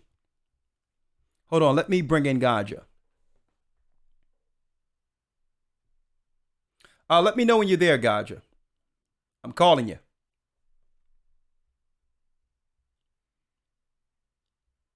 Okay, Gaja isn't picking up. All right. Here. 1 second. All right. Are you there, Gaja? Yeah. You need to just raise your volume. Your volume is very low. I was trying to get you on the computer just then, but I don't know what's going on here. Okay, when you came in closer, that was fine, but there's feedback when I speak. So what you would need to do, Gaja, please, you would have to put headphones in so that I'm not feeding back while you're speaking. Hang up and call you back. Give me 1 second. Okay, great. All right, let's get in Elder Gabar. I'm really interested in what you have to bring, Gaja, because you was typing me a lot there. All right. And make sure you put headphones on. This way there's no feedback, Gaja. And yes, Kakam Shakur, please call me. I put your phone number on a business card that I put in my pocket, but I can't find the business card. So Kakam Shakur, Lamont, please call in. Lamont from Philadelphia, who was a part of the church initially, so that I can get with you, so that we can sit down and break bread. Elder Gabar, you're there. Shalom, Elder. How are we doing today? I'm well. You want to come on the video? You want to come on live, or how do you want to do it? Yeah. I'm ready to go. You're going. Okay, just put in your video, and so that the brothers and sisters can see you. Did it see here? Where's the video?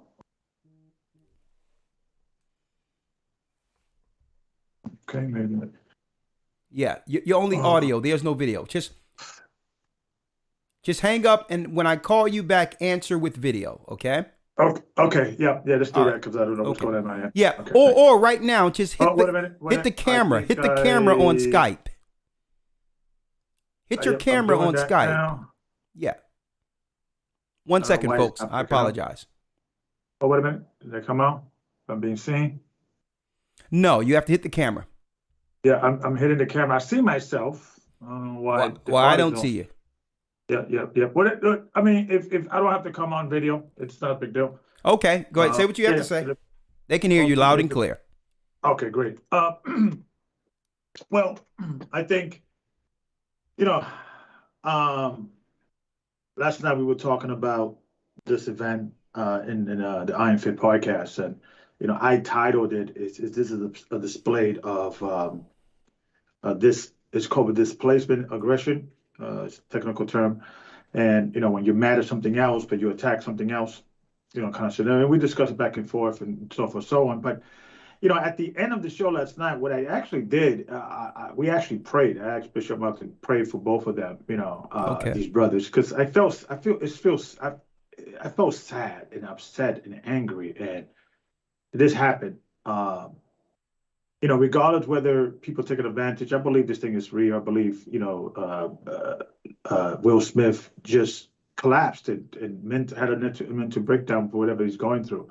And obviously, he's going to be okay. He's a multi-millionaire. He's going to be okay. But I just felt sad that we had to see this. I just felt upset and sad that once again, our people are in the mainstream, not with positivity, but with negativity. I just didn't like the way it felt.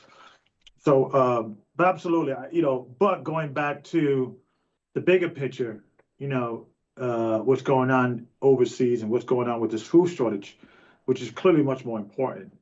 Absolutely, I think the powers that be, regardless whether this thing is whether some things happen organically or planned, they use these things to distract the populace from real news or stuff that's going to affect them.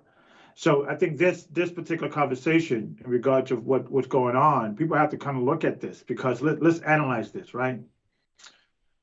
Biden said that us doing these restrictions in Russia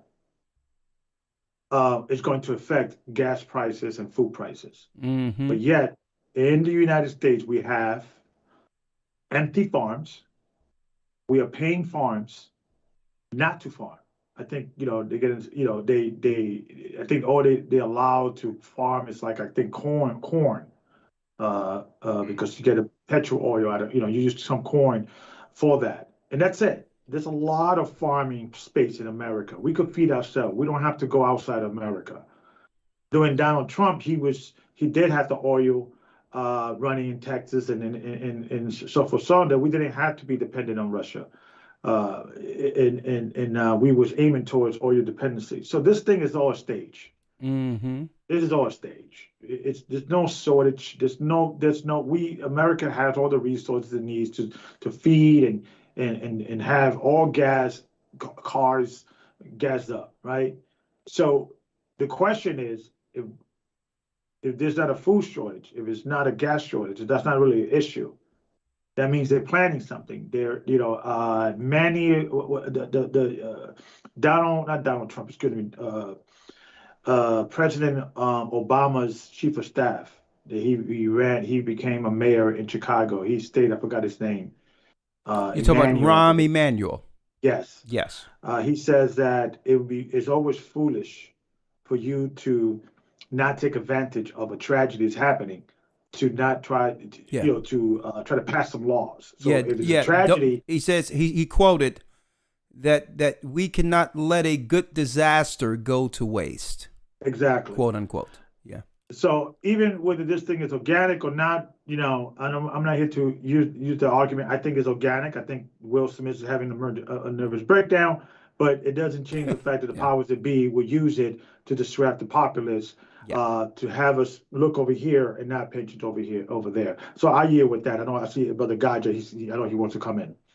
Okay, well, hold on before you go, because I really have to hold on. I want to actually dialogue a little bit on some of what you're saying, because it's quite important, some of the points you brought up, right? You brought up that it seems that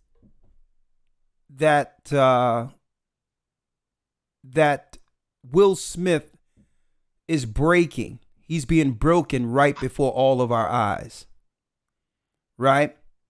with the pressures of what it is to be in Hollywood, upholding his family and, and the liberal pressure that comes with being in Hollywood as an A-list actor, right? And on top of that, having a woman who's public, who's an actress herself, who publicly says she deals with depression and different mental anguishes that comes with being the wife of Will Smith. And I think it's all coming to a head. Why? Because there's no real righteous or spiritual order as far as what God intended for family there. And it doesn't matter. And the example that I need to put out there real quick, Gabar, which should be a lesson for all of our brothers and sisters. If they think, or any of us think, the more money we receive or get, that it will make us better or happier as people, if anything, we need to look at that as an example. Mm-hmm. We should view that and say, well, hold up. Will and Jada got more money than any of us can have in 30 lifetimes with children who has generational wealth. Does that look like the example of a healthy family? Yeah. So us chasing the bag and chasing the money, you heard what Biggie said, the more money, the more problems. Yeah. The love of money is the root of all evil. And really, the only serenity that we can have or peace we can have within ourselves is getting right with the Almighty and setting up an institution of marriage that was established morally from the beginning as God intended, where a man is operating in his natural role and she's happy in her natural role. And guess what? And it's a shame because what I see is that sister getting dragged through the mud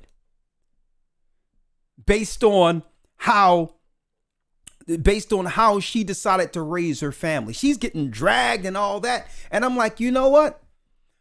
She's out in the wilderness too, without any direction. You think a woman wants to be in a position to have to be so hard and do all these things? To be masculine and be more aggressive? Women don't want that role. Really. But it's the confusion, the changing things upside down, and it's also the pressure, the peer pressure of being under the spotlight. So it's not only Will Smith cracking, it's Jada cracking too, with their children witnessing it. Yeah. With their children witnessing it. And this is the whole thing. That's what I'm talking about. They're under the pressure of being able to satisfy the liberal expectations of them publicly. To have a free family to progress this liberalism. And it's destroying them. When really they need baptism. They need the Bible. They need to get out of this Zen type of new age philosophy where they can always philosophize the meaning of life, but we're looking exactly with what they're producing outside of this Zen crap they use to excuse the dysfunction everyone has been witnessing. And that's let me tell you, that's part of the public life. Like I said, Gabar, I can only pray for them because why? Yeah. Really, the only answer for them initially to have peace is to walk away. Yeah. To make a choice, to walk away and say, you know what? We need to get this healthy family together before judgment. Hold on, hold up, Elder Gabar. I just seen Gaja. Hold on, let me pull y'all through. One second. Yes, sir. I think my camera's working now. Oh yeah, you popped up too. All praises. All right, real quick, we have Gaja in the house. Elder Gaja, how you doing, Gaja? Blessed by the best. Okay, let me decrease so that you elders can increase. One moment. Hold on. Let's see. Every time I speak, there's feedback. So do me a favor, Gaja. I need you to put both of your headphones on. Okay. That's better. One moment. All right. I can hear myself through you, Gaja. So what I'll do is I won't say anything so that you can just go ahead. Let me mute my mic so that they can hear you. Go on. Elders, enough respect and love, blessings. Giving all praises to the Most High, man. Good to be here. I haven't spoken to you elders and brothers since before the new year. So happy new year and many returns. Bless you and keep all, man. Boy, are you not entertained? Are you not entertained? This is wow. Where to start, man? You know what? Let's go into the Bible first and foremost. All right. I'm in the book of Revelation, the 6th chapter. So I was texting you earlier, Elder. Revelation 6:5 says, "And when he had opened the third seal, I heard the third beast say, 'Come and see.' And I beheld, and lo, a black horse, and on that sat on him had a pair of balances in his hand." Verse 6. "And I heard a voice in the midst of the four beasts say, Measure out a measure of wheat for a penny, and 3 measures of barley for a penny, and see thou hurt not the oil and the wine." Verse 7. This is the key verse. "And when he had opened the 4th seal, I heard the voice of the 4th beast say, 'Come and see.' And look, and behold, a pale horse, and on his name sat on him was death, and hell followed him. And power was given unto them over a 4th part of the earth, to kill with the sword, and with hunger, and with death, and with the beasts of the earth." Now, people don't check it, Russia and Ukraine is one of the 2 largest exporters of wheat on the planet. Africa, Europe, all of these places get wheat from them. Okay? So when you look in the new translation of the Bible, it tells you that the price of wheat is the price of bread is going to be a day's wage. Okay? That's a food shortage coming in. Okay? We're coming off of the back of the pandemic, where the pandemic crushed a lot of small business, put a lot of people in poverty, and then now this new war now with the inflation of the US dollar and the so-called war and all of these things, the price of petrol was going up before the Ukraine war started. So I don't know how they're blaming the Ukraine war on this when it been going up. Okay? So this is just lies and smoke screen and distraction because of what's really coming. The daily sacrifice, them looking to take it away. Okay? Looking to be obsolete. People, grow your own food right now. Right now it's time to be self-sustaining, self-reliant. That's what it's about right now under Christ's government. Coming out of this kingdom. Okay? That is where it's at. Real time. Real time. Ella, you mentioned the woman, Jackson, whatever she called, Jackson. Ketanji Jackson. Ketanji Jackson, yeah. Satan's daughter. The prosecutors insisted that she give what was it, 59 500 and something months for the crime, and she gave the minimum of 50 odd months. All of the sex offenders, them, all the pedophile offenders, them. Okay, and that's not even an accusation. That's documented. And when they asked her about it, the judge or whoever it was there refused her from answering the question. All that out there right now. Okay, when he said disseminate food shortage. Disseminate means to spread. Mm-hmm. How to spread that? It's like, So Biden, Hey, check it out, Gaja. Biden outright said that they were discussing at the G7 on how they're going to disseminate more food shortages. So he out there told them that we're planning to make these food shortages quick and vast and more. But go ahead, Gaja. Check it out, Ella. Check this out now. For years, we've had what you call it, Monsanto, with the GMO crops, the seeds that only bear one time, that don't reproduce naturally. So this earth actually been going into this famine for a long time. Long before Ukraine war and this, but it is what they've been planning, right? Yep. To happen, to push. The price of petrol literally doubled. It gone right up. Once petrol go up, everything else go up with it.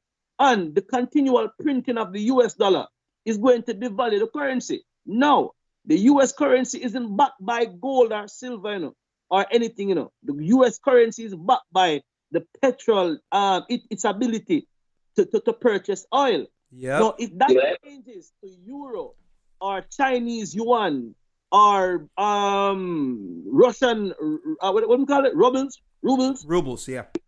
Yeah, or even Bitcoin, right? If that changes, that is going to crash the American economy. It's going to be civil war on the streets of America if the US dollar has no more value.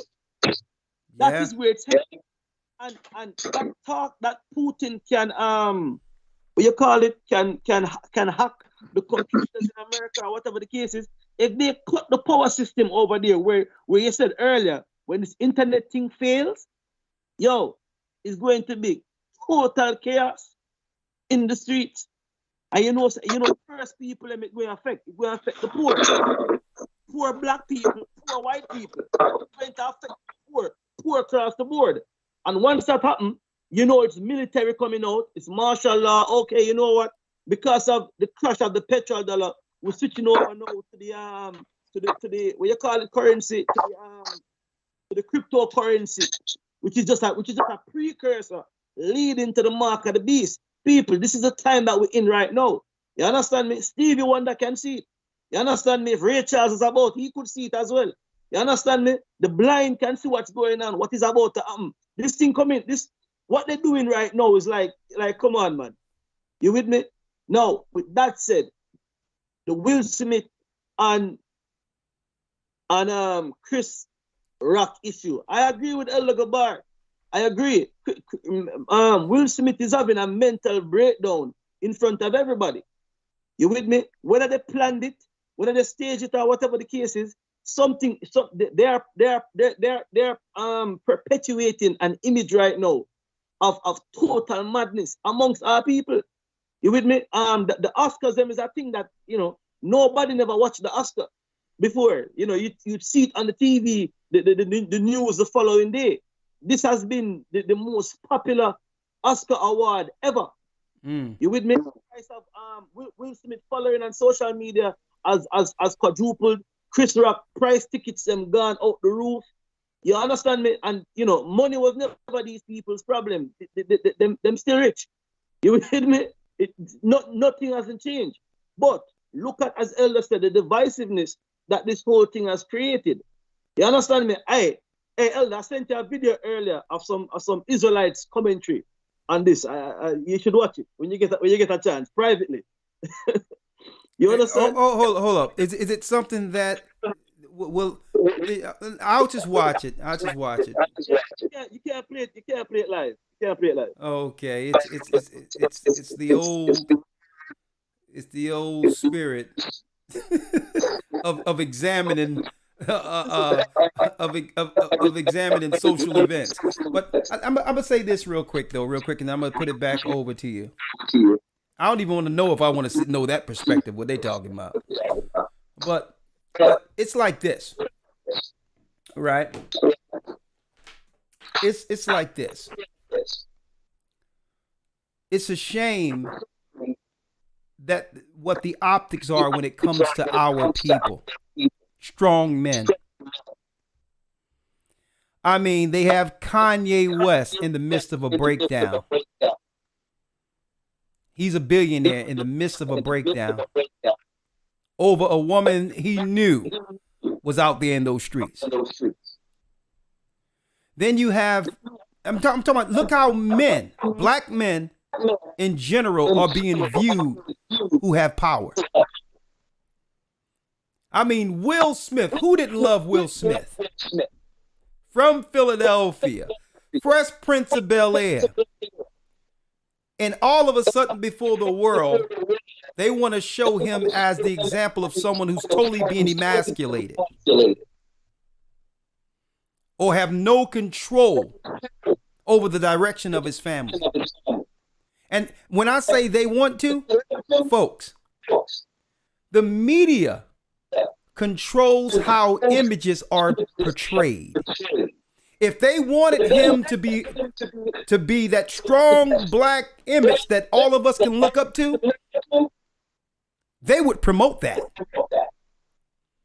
Okay? Don't forget, the Kardashians aren't presented through media as harlots. Somehow these women can go through all these different men and media can push them, can move them in a position where their harlotry is justified based on how it's portrayed.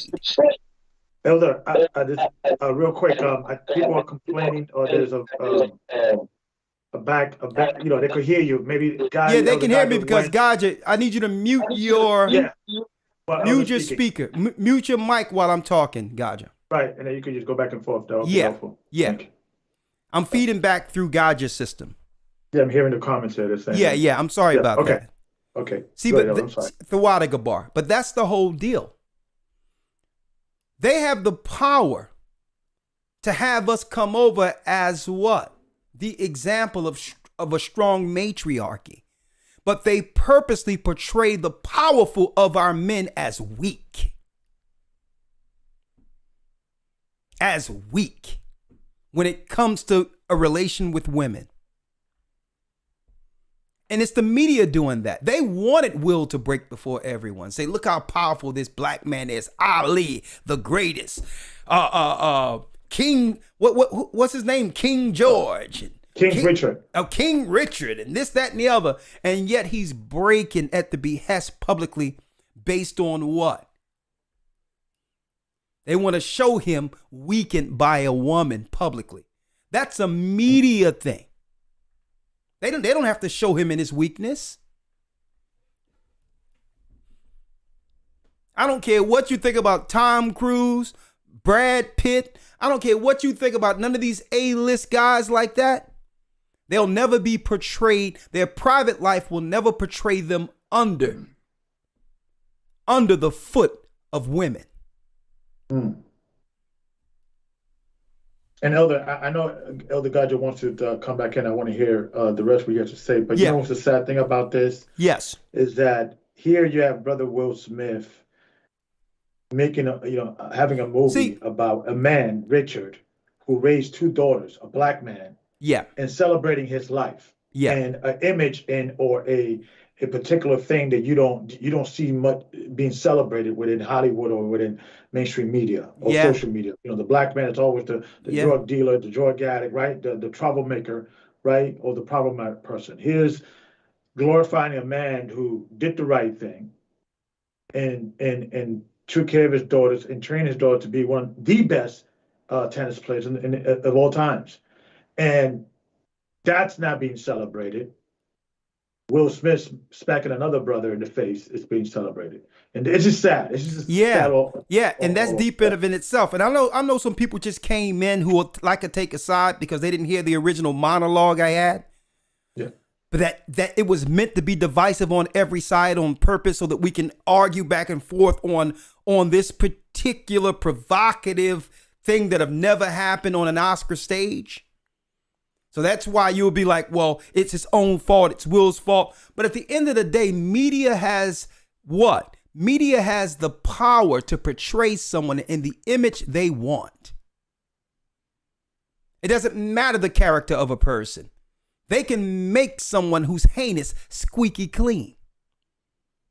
When Michael Jackson was at the height of his career and was making them all this money before he understood the game fully, he was squeaky clean. Okay? And no soon as he understood how the business worked behind the scenes, how dark they really are, and wanted control over his own future, his own, he was able to understand publishing and buy his own royalties. All of a sudden, the same media who once propagated him as a squeaky clean artist soiled him as possibly an alleged pedophile overnight.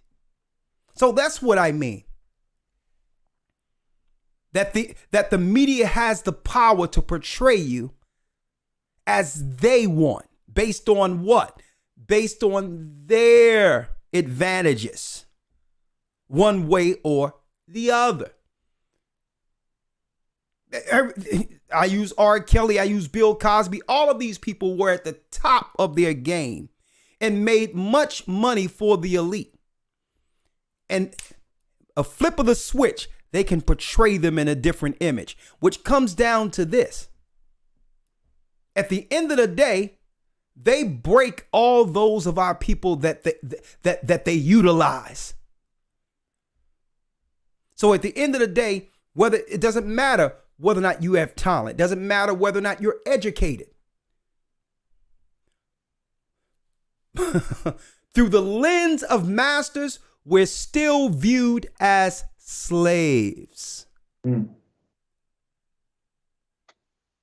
at the end of the day, we have to stop dealing with their portrayal, their liberalism, and think that we can get down with them. Because the only thing they're going to do is raise us up enough to be seen as something great to crash us right before all those who respects us. Come back to the Almighty and get a moral standing and a moral example to follow that could get our families back together in preparation for what's to come. And it doesn't matter whether or not you Kanye West, doesn't matter I don't care if you're Jay-Z, I don't care if you're Will Smith. And let me tell you this.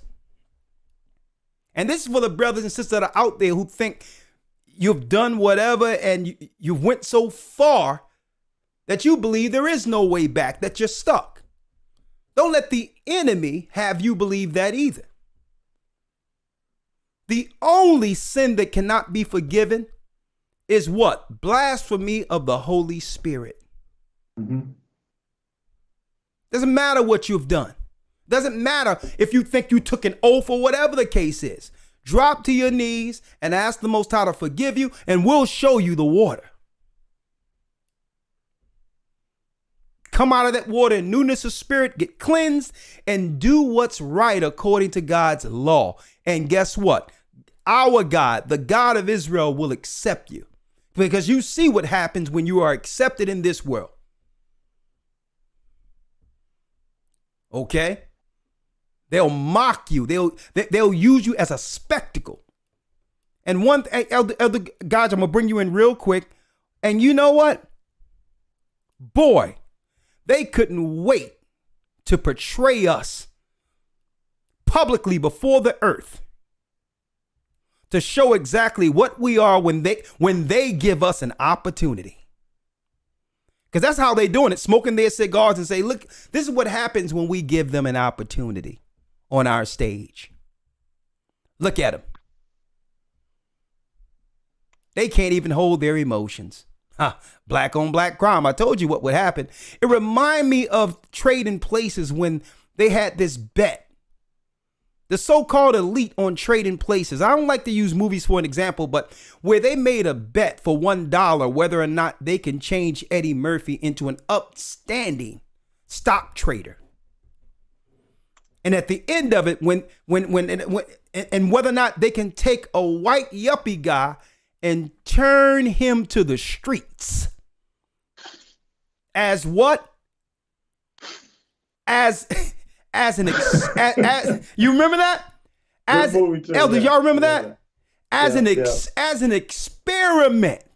You have to realize when you have enough money and really money isn't what you're chasing anymore. These elite have war games that has nothing to do with finances. It's how we can use psychology to control people. It's about having someone do your will is their currency. And they'll make you and they'll get you and they'll put PR people around you. They'll prop you up. They'll make you the Fresh Prince. They'll make you squeaky clean. They'll do all that and say, I bet you I'll have them fighting on the Oscar stage within 10, 15 years, one amongst another. Because at the end of the day, they are who they are, aren't they?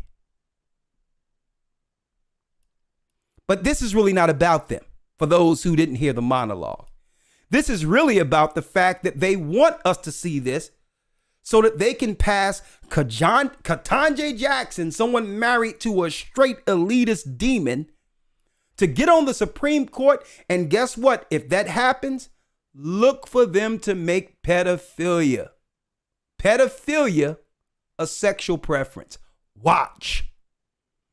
Because if a man can swim and say that he identifies as a woman, it's nothing for a 60-year-old dirty old man to identify as a 14-year-old boy. That's less than identifying as a woman altogether. So watch when they begin to change laws based on feelings.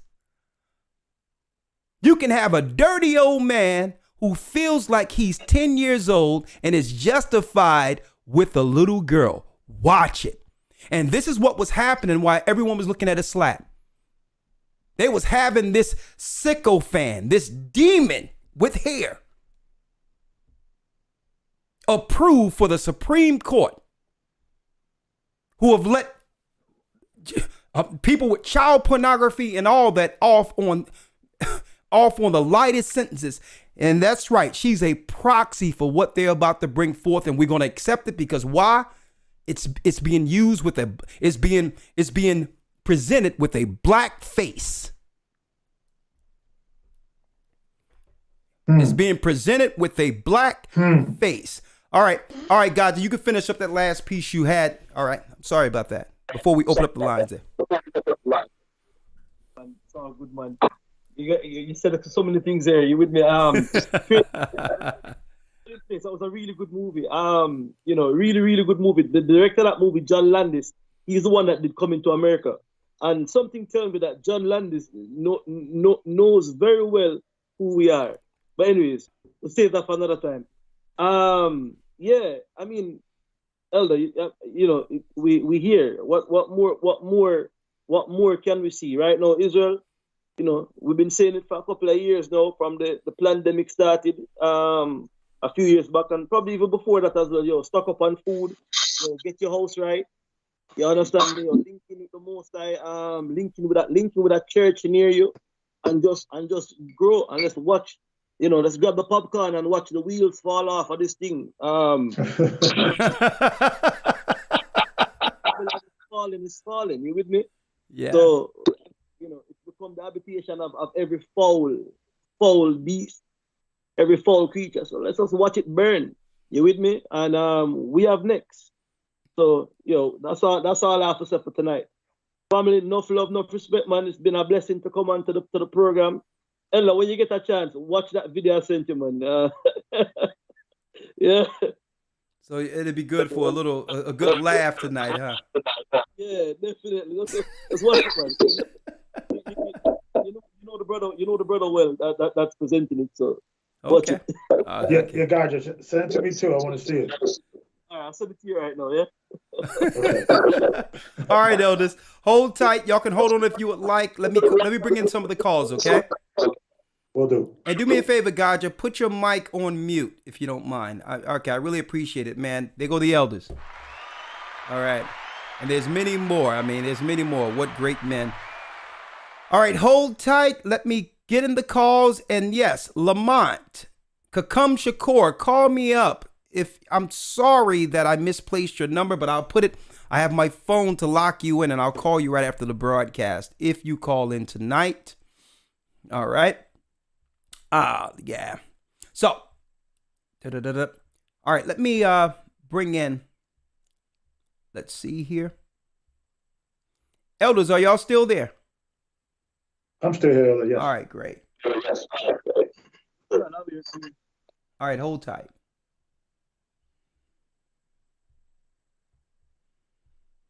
All right. All right, one moment. Let me call in now.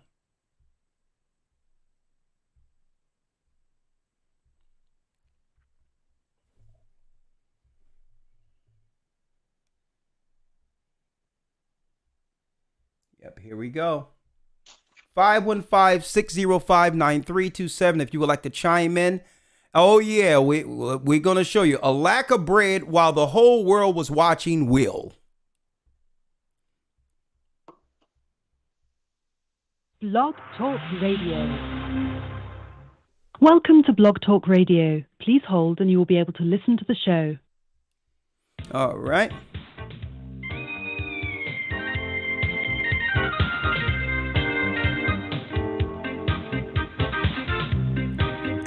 Elders, let me call in. I'll call y'all right back. I got to call them right back here. I'll call y'all right back because there you go.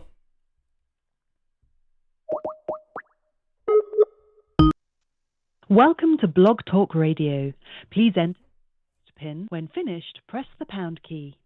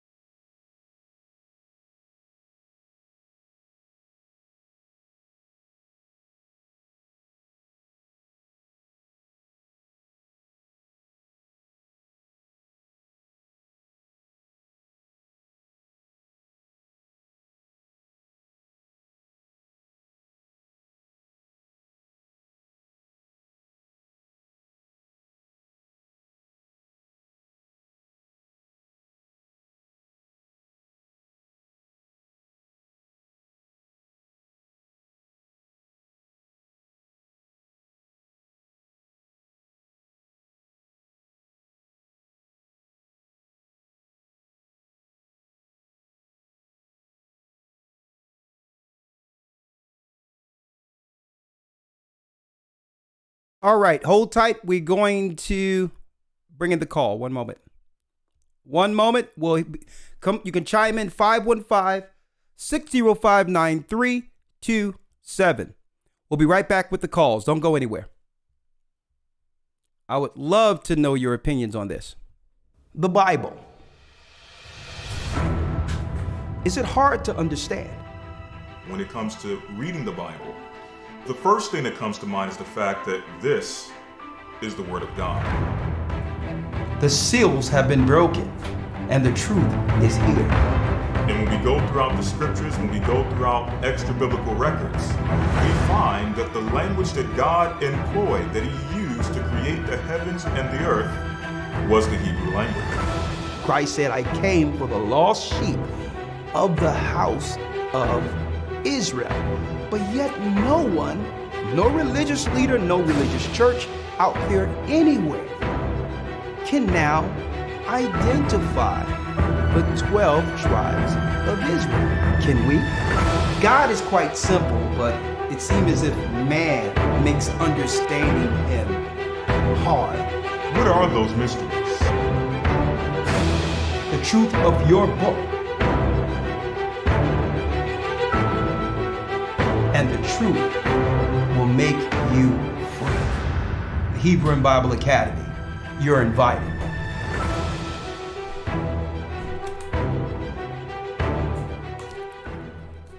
That's right. That's right. You are invited. And this Sunday's lesson, that's right. We will be talking about portals, the gateway between heaven and earth. Let's go.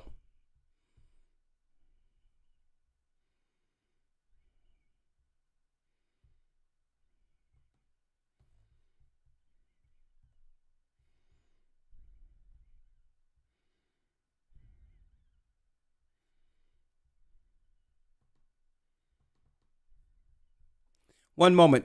For some reason, Blog Talk is acting up. One moment.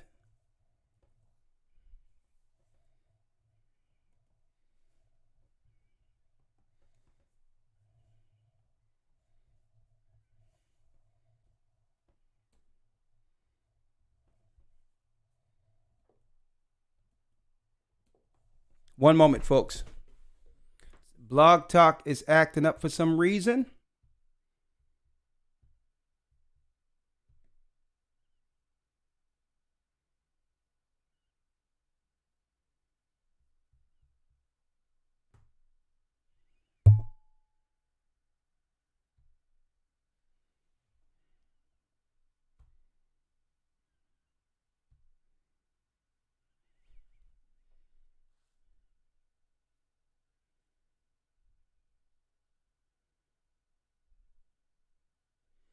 Now Skype is acting up. This is weird. I know what I'm going to do. I'm going to do it like this. That's right.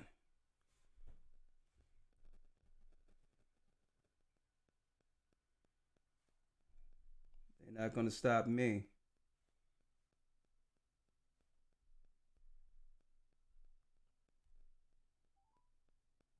Cannot be completed as dialed. Please. All right. I'll do it this way. You're not going to stop me.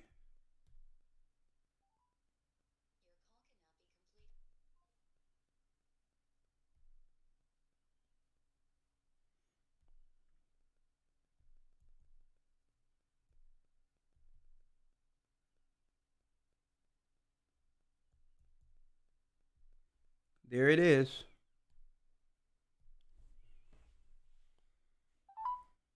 Welcome to Blog Talk Radio. Please enter your host PIN. When finished, press the pound key.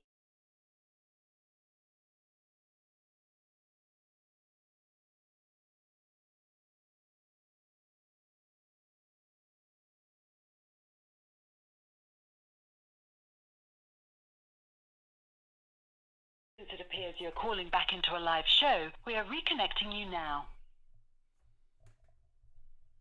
Your show will go live in 5 seconds. 4, 3, 2, 1. Oh. Okay, we're live on Blog Talk. I had to call in through my phone because Skype wigged out, as well as I'm sorry, elders, but Skype went haywire, as well as Blog Talk. So it's still wigging out. So it's okay. I have brothers and sisters live here, 515-605-9327. If you would like to chime in on the topic, a lack of bread while the world watches will. 929 area code will bring you in first. Sunshine, I see you. I'll bring you in 1 moment. All right. Let's see. 876 area code. 876. You're live.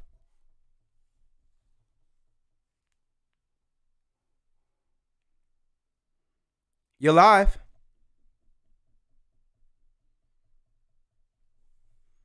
Okay. There's no one there.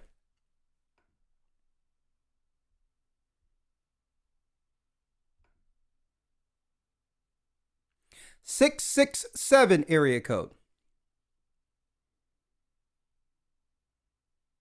Hello. You're live with the Gathering of Christ Church. This is Elder Rawchaa. How are you? How you doing, sir? God bless. God bless. because I didn't get the prompt before, so I didn't really know if it was me. Sorry about that. But yeah,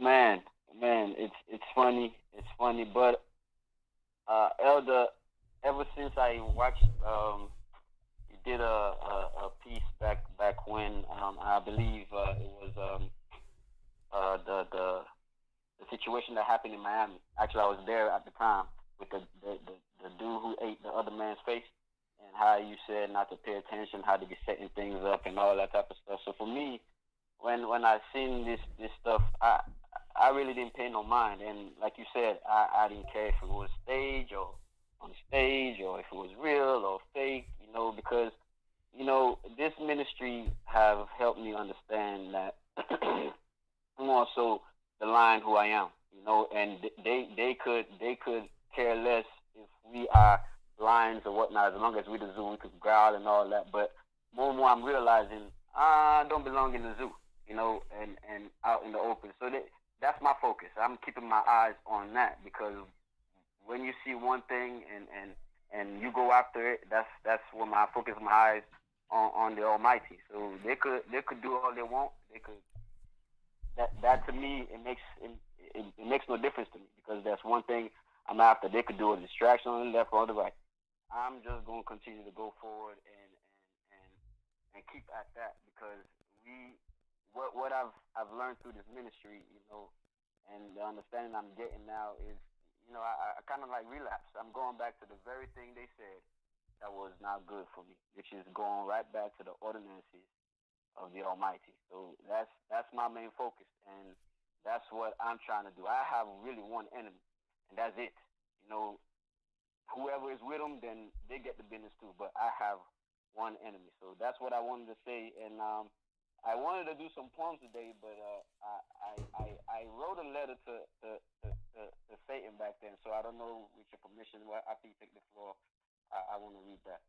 Oh, no, let's not do that, because right now I'm having technical difficulties. Whatever we had to say really tilted the technology that's listening and looking at us right now, because, man, everything went out at once when we were about to deal with the phone call. So obviously, us bringing a perspective outside of how they would like to spin this, it must have disturbed,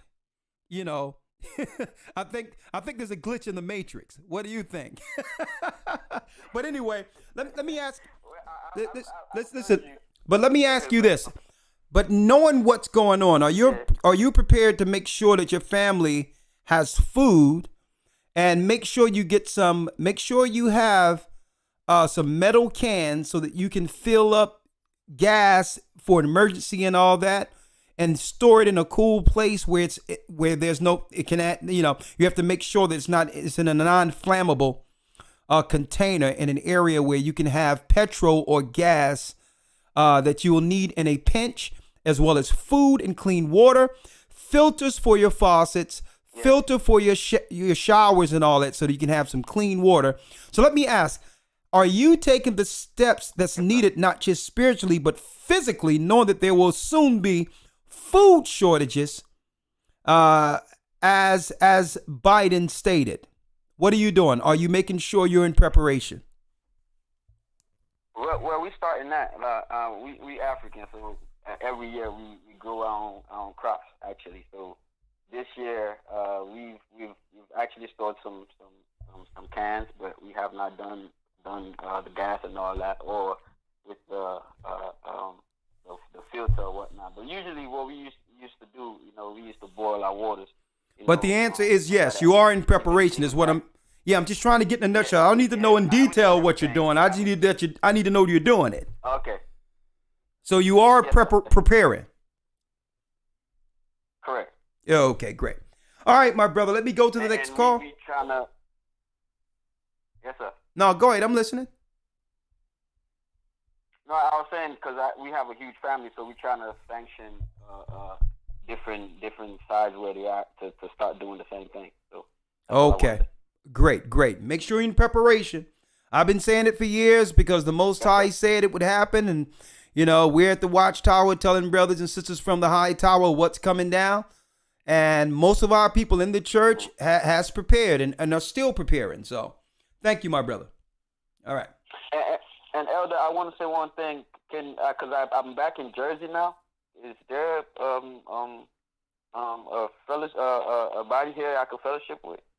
If you are in Jersey, I was in touch with okay, hold up. Domain. Were you fellowshipping in Jersey before? Nah, never. Because I first saw y'all here, but then I went back to Florida. So the answer is no. You haven't been gathering in New Jersey. All right, just send us an email to gathering as the number one. I know there's feedback, brothers and sisters. There's a delay between me and Blog Talk. It happens. So I know it appears that I'm over talking, but nah, it's just that it's a delay between when I talk and when he hears me, and vice versa. So I'll tell you what, send an email to the number one at AOL.com. And we'll make sure, just state your name and that you was on Blog Talk. And state that you would like to join the Jersey body, and I'll have Elder Gabar Yasha'Allah reach out to you. All right? Okay, no problem, sir. Thank you very much. All right, no problem. All right. Have a blessed night. All right. And I apologize, elders. The computer went haywire beyond my control. One moment.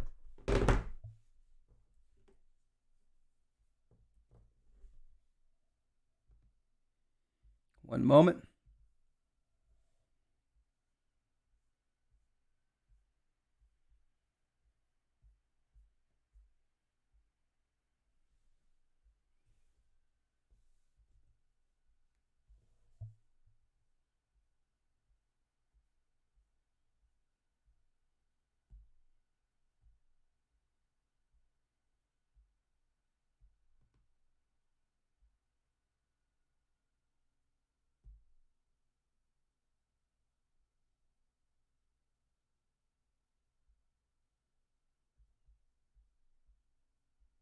One second.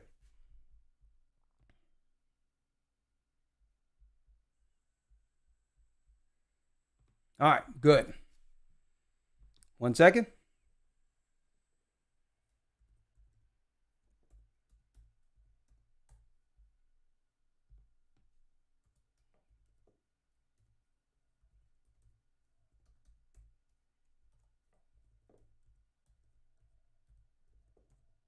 If you're on hold, don't go anywhere. Please don't go anywhere. Give me 1 second here.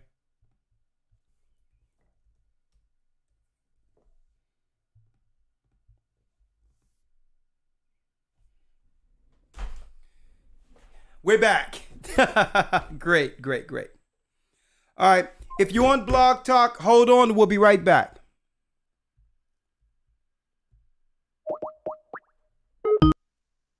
Welcome to Blog Talk Radio.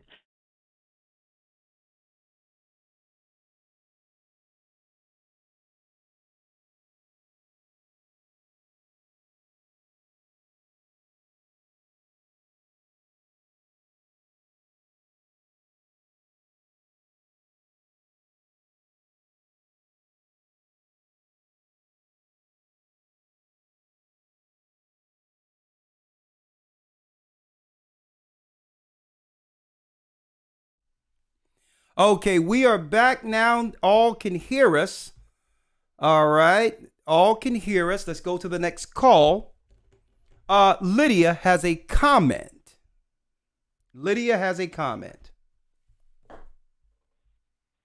Yes. Can you hear me, Elder? I can hear you loud and clear, Lydia. Praise the Most High. We have this. Praise the Most High. We have cast out the demon that was operating in Skype here, okay, as well as Blog Talk. Let's go. Absolutely. Yeah, let's go. All praises to the Most High. Yes, I am Sister Lydia out of the Philadelphia body. Yeah. I was just recently baptized by Bishop Amant. Praise the Most High. All praises to the Most High. Yes, this is such a powerful subject. A lack of bread while the world will. Yeah. You know, I'm from Philadelphia. I love Will Smith and the Fresh prince, you know, but I feel like it's all a distraction. Mm-hmm. But I'm not distracted, Elder. I'm focused. I'm focused on keeping food in my home and the toilet paper, the soap.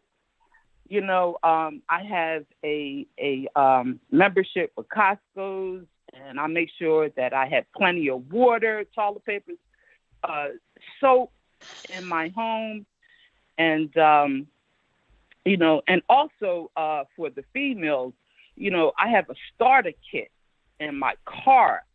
You know, it's like a credit card for me. I don't never leave home without it, you know. Okay. I have everything in my starter kit to make sure that I'm prepared if something happened to me outside, you know.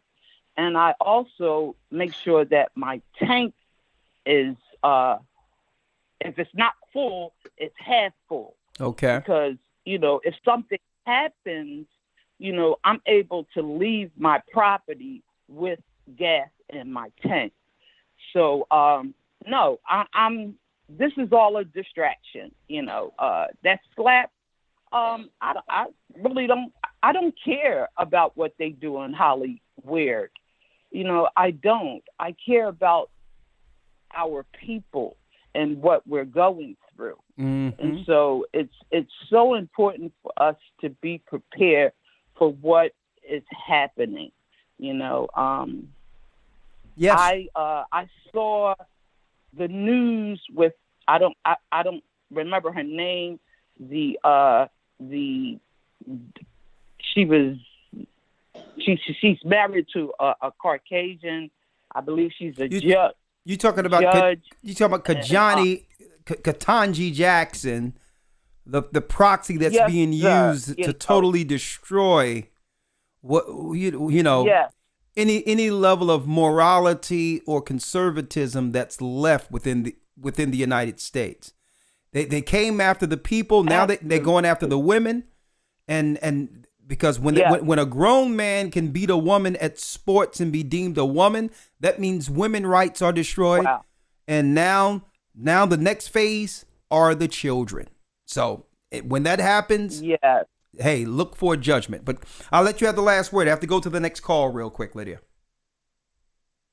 Absolutely. You know, speaking of children, you know, I have a grandson. He's 16, and he's into the dreads and the locks and everything. And I love that, but I'm disappointed because he put the pink and the dye in his hair, you know. So, and he's wearing his pants pretty low. But I'm staying on top of my they can't take my grandson away from me. They can't. And he's at an age right now that the mothers, the grandmothers, the fathers, the grandparents, we need to protect our children. Well, thank you. Great point. Well, thank you, sister, and welcome to the body. All right. And it really comes down to, and I don't know if we noticed that, but you very rarely hear about where's the man, right? Who's going to say, listen, boy, pull up those pants. All right. A matter of fact, you cannot buy no small pants. What you showing your behind for? Right? Who's going to instill some fear in these young men, right?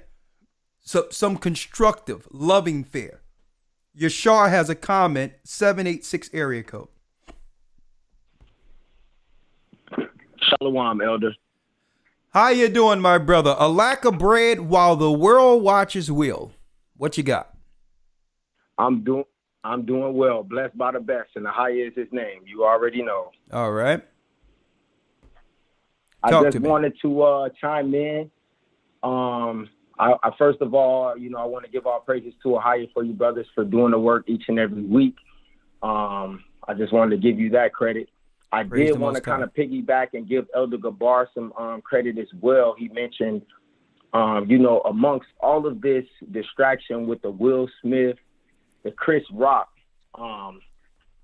that he was actually getting an award for playing a good role for Venus and Sir William's father, which is Richard Williams. You know, Yeah. he played a good role, and I wanted to, and I'm highlighting Elder Gabar for mentioning that because that even slipped my mind, you know, amongst this, and that's just how strong this distraction is, that he's playing a pivotal role for a brown man, and nobody even sees that in regards to all of this madness that Will Smith and Chris Rock did. So I did want to kind of acknowledge Elder Gabar for bringing that to the light, because even myself, I didn't even notice that, you know. So we do kind of have to snap out of the matrix, and it just shows you how strong this disillusion and how strong the media plays on us, you know. But I did want to give Elder Gabar credit, and then I did want to also give credit to Venus and Sir William's father for being such a great dad, being just a role model to those women, amongst and amidst all of this madness, you know, just kind of give him some credit, you know, throughout all of this. But also, Elder, what I wanted to do was just, you know, mention a scripture that I thought of today that kind of the Holy Spirit led me to. And, you know, if you don't mind, I just wanted to read that, Matthew 6, and real quick, Matthew 6 and 31. Go on. And it pretty much says, Matthew 6 and 31, it says, take no thought, saying, what shall we eat, or what shall we drink, or wherewithal shall we be clothed? For all these things do the Gentiles seek. For your heavenly Father knoweth that you have need of all these things. But seek ye first the kingdom of God and his righteousness, and all these things shall be added unto you. So I just wanted to chime in and throw that, because sometimes we get distracted with all of the nuances and the media, and what we really need to be focusing on and seeking our attention on is making it to heaven.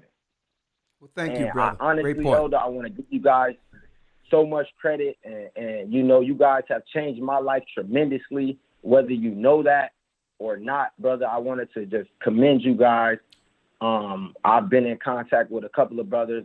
I'm based out of Miami, Florida currently. Okay. So if you can possibly take my number down, I've been trying to get in tune with the body out here, you know, that will benefit me and my family as well, you know, because it's always better when you gathering, and that's the goal, you know. So that's where we at right now. But I just wanted to chime in, give Elder Gabar some credit, give all praises to you brothers for doing the work weekly, and then just bring out that scripture, letting people know that we need to just seek the kingdom of heaven first, you know, before we worry about Will Smith or Chris Rock or any of these people, you know, and that's our goal, making it to heaven.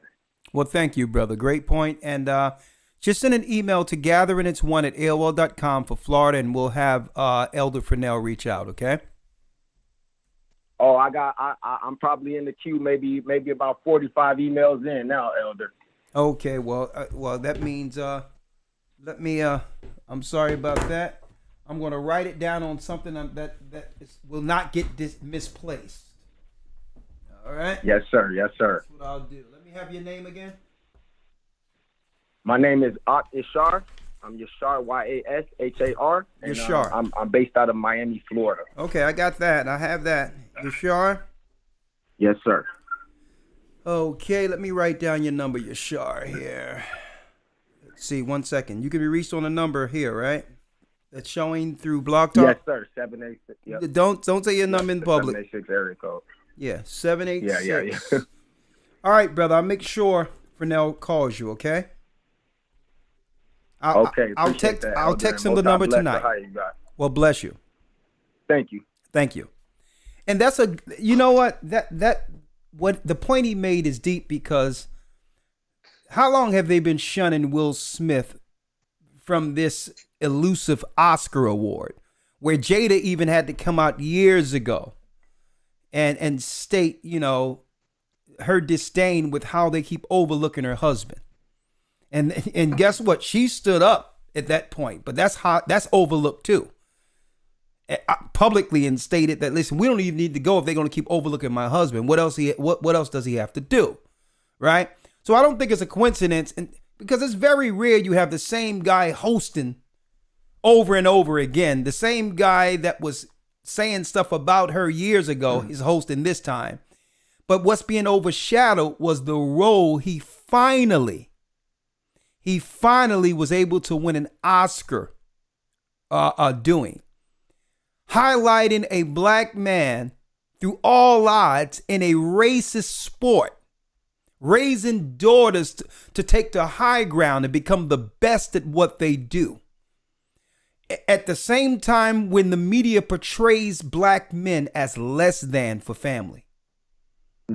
That's the last thing. They didn't want that lasting portrayal or image out there. When it came to a black man, and guess what? That one little slap took all of that away. No one even know what this guy got the award for. And it was a man, Serena Williams' father, who stood up against all odds. And don't forget, they tried to call him abusive. They tried to call him hard to work with, just because he wasn't going to let Amalek steal his daughters from him or direct their careers. Okay? No, he stood up. And this is what Will Smith portrayed in the movie to a degree where they had to give him an award. But yet no one, because usually the Oscars will have those who didn't see the movie go see the movie. Okay? Yeah. So it really, Elder Gabar, that was a good point you pulled out with that. Great point. I wasn't even looking at that, but go ahead. Yeah, and if I could also add to that, Brother Richard, Serena's father, condemned Will Smith for his actions. Yeah. That is, and he condemned the speech that Will Smith was, saying at the end, giving a comparison in the same way that he was saying, the same way Richard would protect his daughter, I protect my family. He condemned that. Yeah. So that doesn't represent me. And I also want to add that Brother Richard, and I know he's sick and he's an older man now. He's, he needs some help to move around and things of that nature. Yeah. He's up in age. So I know that I don't know if this is, to be fair, I wanted to also add that to the narrative. He wasn't there. He wasn't there. He was not even in Warsaw. Why was he not there? Yeah, but that's a whole nother narrative in of itself. Like I said, we can guess, but I can say that, everything isn't always peaches and cream, flowers and unicorns when it comes to that whole life. Okay, it's cutthroat, dog eat dog. It's whether or not I was portrayed right, whether or not on the set there's something going on. There's no way to figure this out, but I do know that when the cameras come on,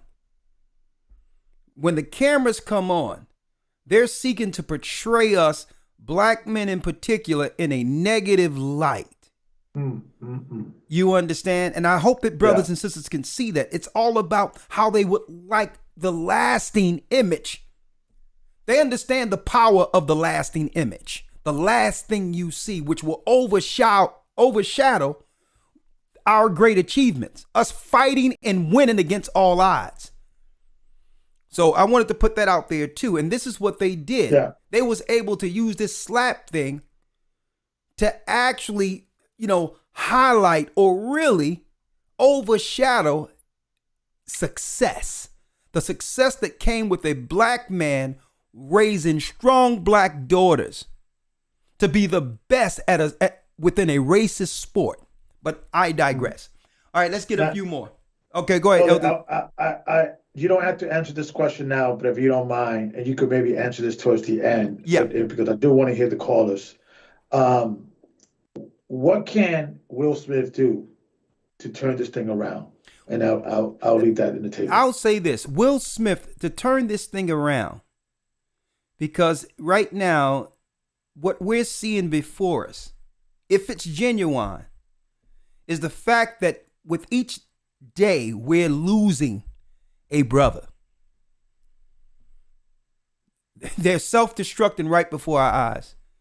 Same thing as Kanye West. The only thing they can do,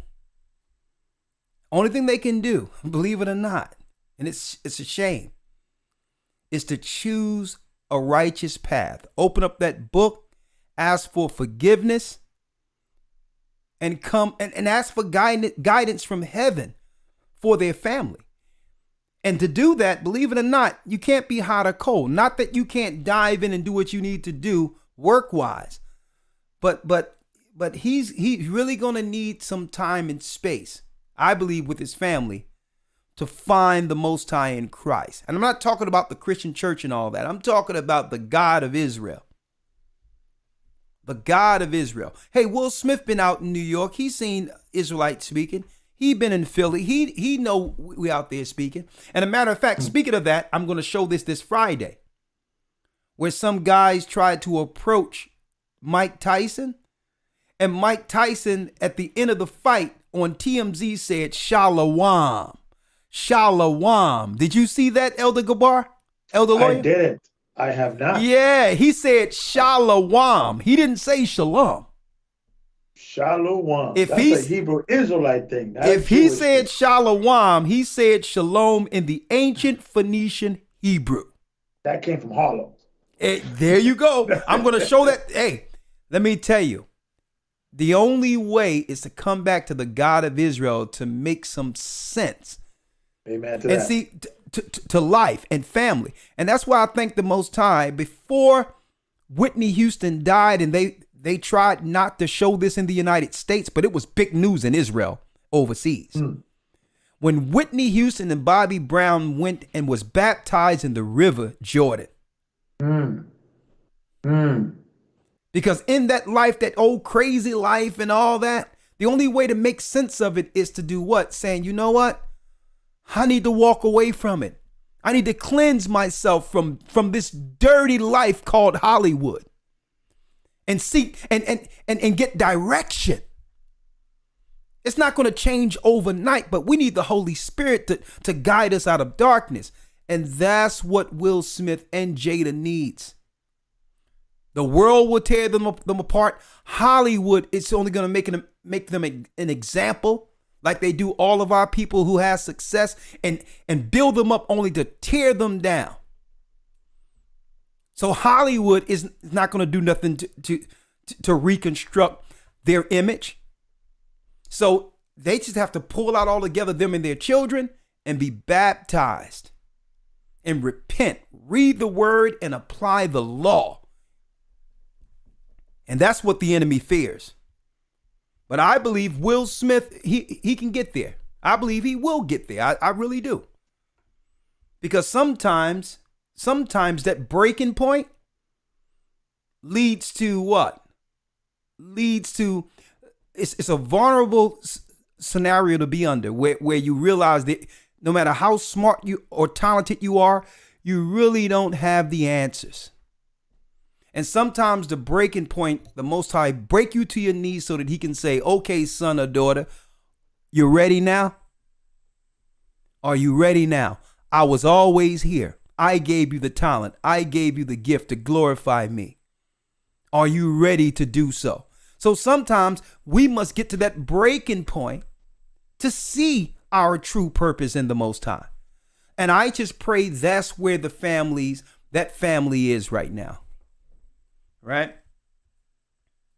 And guess what? Whitney Houston knew that she was Israel. And that's when they began to try to destroy her. Bobby Brown. They was all baptized under the Ben Ami scenario, but they wanted, the reason why they connected with Ben Ami, not to join his organization, because she said before she leave this earth, she would like to be, she wanted to be baptized in the river Jordan. If you don't believe me, go to YouTube, look up Whitney Houston and Bobby Brown baptized Israelites. Yeah. All right. I remember Whitney Houston, man. Yeah, man, there'll never be a voice like talent. it. There will never be a voice like it. Yeah, so sad what went wrong with her, because she had those Christian foundations, man. Yeah. And, Hollywood. Man, people drugs. Gabar, people couldn't believe the voice that came from this little woman. Yeah. Don't forget, she was a petite woman, but the power of her voice was and will never be matched. It never was before she came, and no one will ever be able to match that talent. Yeah. She sung like an angel. All right, let's a few more. Terry has a comment. Don't forget, I see you, Sunshine. We're gonna get you. We got Terry here. We got Barbara here. Then Barbara, then Terry. How you doing, Barbara? Shalom. I'm blessed. Okay. The floor is yours. I just wanted to let everybody know that while we're talking about this, it's a convenient distraction because why? And I wanted to put it out there, but the whole thing is they want this on every media circulation based on the fact that you'll see less and less foods in your supermarkets. And that they're looking to raise the gas prices to a point that that even if you have a nice car, you won't be able to afford to drive it. Hey, they're pulling the plug on Babylon. But go ahead, Barbara. Sorry about that. The floor is yours. Yes. Yes, I'm in the academy. I've been in there since 2020. Thank you. One thing that the pandemic did was to lead me to GOCC. When I couldn't watch or see anything else, I could see you guys. My first Passover was the one you had, you and Elder Lawya did by yourself. And I learned a lot from you guys. Yes, I watched that one. That when everybody was locked down, you guys still did Passover message. Yes. That was my first. Oh, ain't that something? But I've been hear that, in it ever since. I got sponsored by somebody, and I've been in it ever since. This whole thing is because the powers that shouldn't be don't want us to be. They don't want the children of Israel to come together. And you guys proved that wrong during the Passover. I tell you, if a portal didn't open up during the Passover, I know it did. Oh, yeah. Because the 12 tribes were together. Yes. They didn't want that to happen. It happened. It's too late now. They can't turn it back. We're on our way. But I wanted to say that that's why the Most High brought Lamont back to you. That's why Matthew 6:31, the guy quoted today, was saying, because I've always said take no thought for those things. In the Sabbath, it releases me. Me and my husband both. We've been in, like I say, since 2020, and I see the difference in my life. I mean, no stress. If everyone would just repent, turn from their wicked ways. And like you said in the Sabbath lesson Saturday, if my people who are called by my name, the names he gave us, and Amalek can't do nothing against you. You just got to get under that covering. But I give double honors to GOCC, double honors to all of you. All of you. That was a beautiful thing. The Passover was so beautiful. And next year, I'm going to be there. Oh, yeah. I'm going to be there. I'm going to be there. Yeah. I'm waiting on the Atlanta body to contact me about my baptism. I knew you had a problem with a building or whatever. I listen to everything. So I'm not going to bother you with my questions because I hear the answers through other people.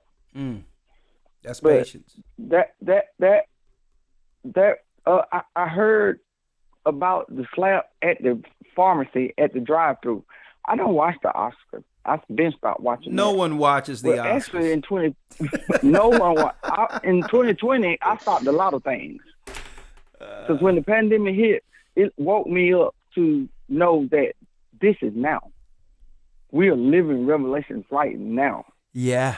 Yeah. So I don't listen to none of that. I only listen to GOCC, and I go back and re-look at them, and over and over again, and I listen to every broadcast you have, because if they don't notify me, I got an alarm set on my phone to let me know when you're coming. Praise the Most High. Thank you, sister. So I'm going to get it.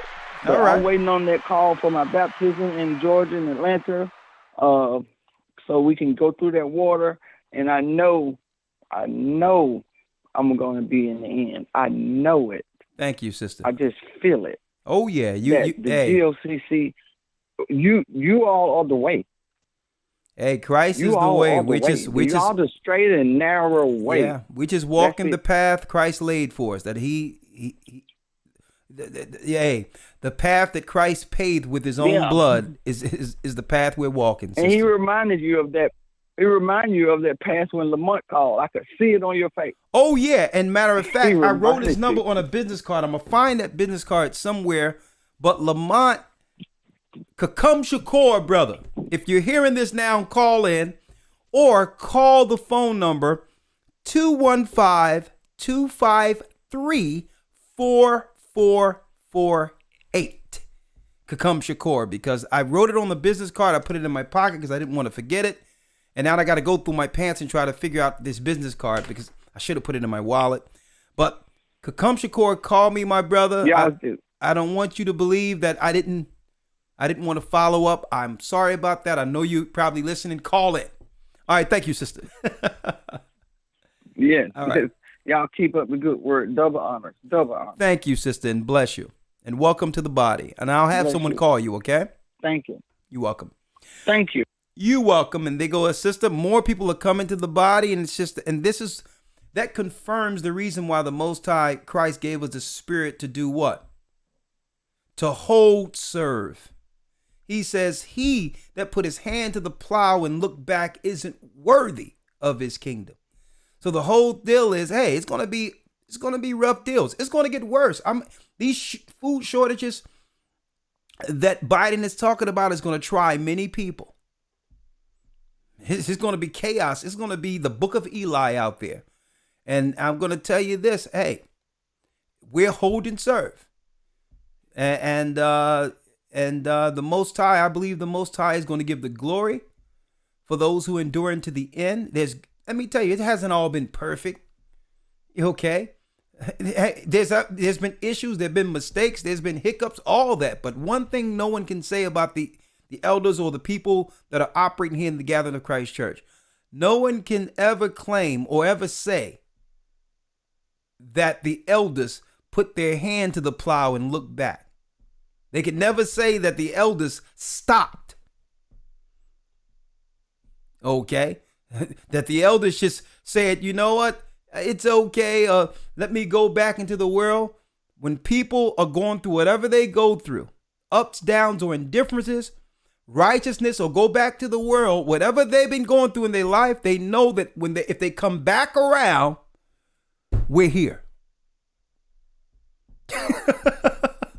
It doesn't matter what you're doing in your life, you have that particular security to know that no matter what choices you've chosen, that because we are consistent with our calling, that it doesn't matter what's going on in the world.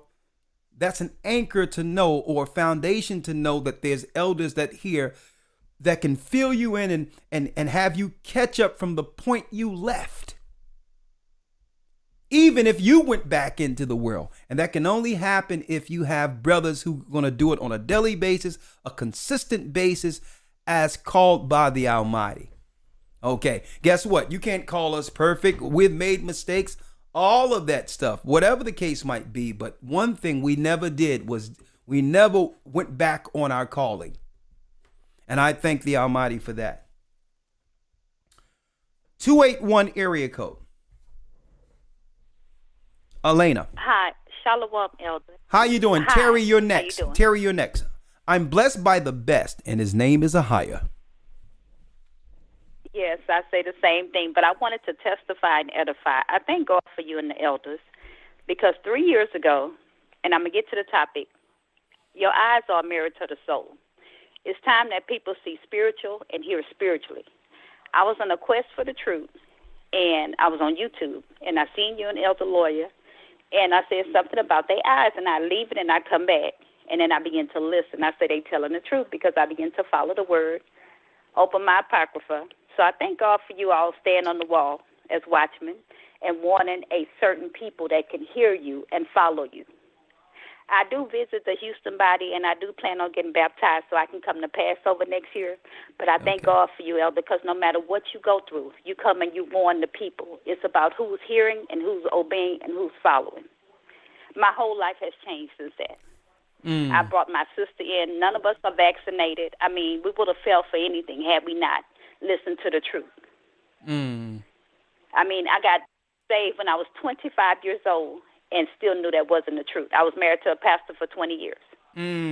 But when I found you, my whole life began to change. And I said, if I had had this teaching, I'd have still been married. But nevertheless, Father is faithful, and I thank God for you and the elders, because all y'all are living epistles. It's like you bring the Bible, you bring the word with a good understanding, and then you write out scripts for people to follow.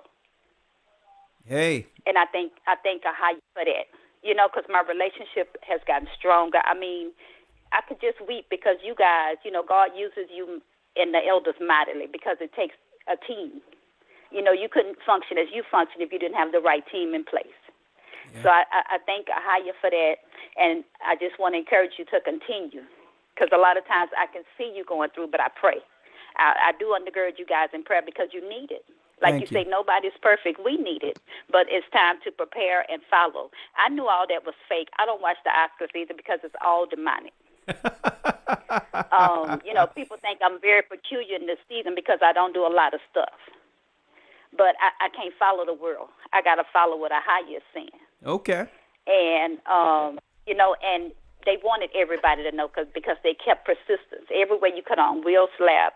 Okay, who cares about that? That's fake. Like you say, they need prayer. They really, really do. Yeah. Because they deal with their mind, which is the enemy, you know, the wickedness. Yeah. But, you know, you got to stay steadfast and prepare. Prepare. You know, I tell my children, prepare. You know, I work very hard. I work 2 jobs. I own a real estate company, but I'm preparing. You know, I'm preparing my children, my family. We got to do this. Most of my family has been, you know, but we have it, me and my sister and her children. So we're preparing, and I just want to, you know, encourage you. I thank God for you, your family, just everybody. Just stay on the, thank you. I thank the Father that somebody, you know, somebody out there wanting the people. Thank you, sister. You know? I appreciate it. Because there's very few with the truth. Well, thank you. Yes, because, you know, it's a lot of tainted stuff. Yes. But thank you. God bless. Thank you. Bless you. Okay, what an encouraging call. I really appreciate that. Terry has a comment. Shalom. Shalom. You're live. I was calling about the Jews. She said that. Well, I was calling about the Jews anyway. Okay, there's a lot of there's a lot of hold up, brother. There's a lot of interference. It don't seem like your phone is clear there. There's a lot in the background there. What's going on there? Is it better now? Okay, yes, great. Oh, I was saying about the lack of food. At the same time, they're coming around our neighborhood offering 2 years free internet. So I was just thinking, add that along with the juice. That's kind of weird, both of them come out about the same time. Okay, well, I don't understand. I don't understand what's the correlation with the lack of bread and the internet. I don't understand. What are you saying? I mean, remember what the scientists said about the internet? Remember Rwanda, when other female scientists said that they had a jet on the tar field and they aimed the thing at them. Okay, it up, and over 1 million people died. Okay, so what you're talking about with the 5G frequency, along with the stuff that's in people, that can be like a hypnotic control mechanism in place. And not only that, I'll tell you this. What I'm saying is, you have to realize that if you want to control people, that paying for their distractions is par for the course too.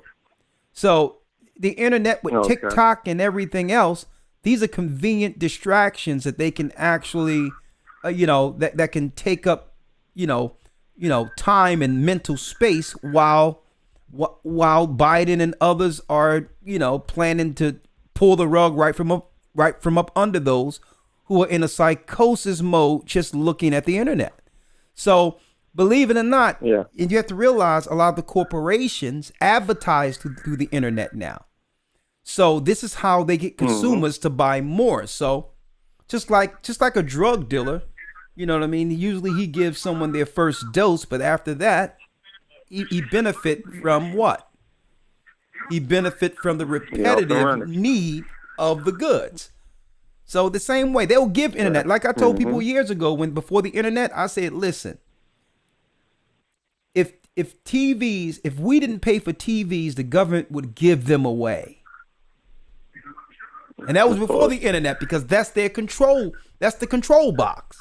That's the dumb box. It's the box that leads people, leads people into, it's like the Pied Piper.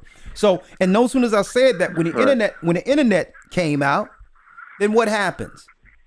The televisions, you can get a 80-inch, you can get an 80-inch TV from Walmart for $400. So can you imagine? So the whole thing is they're giving away internet because internet is a convenient distraction, as well as what?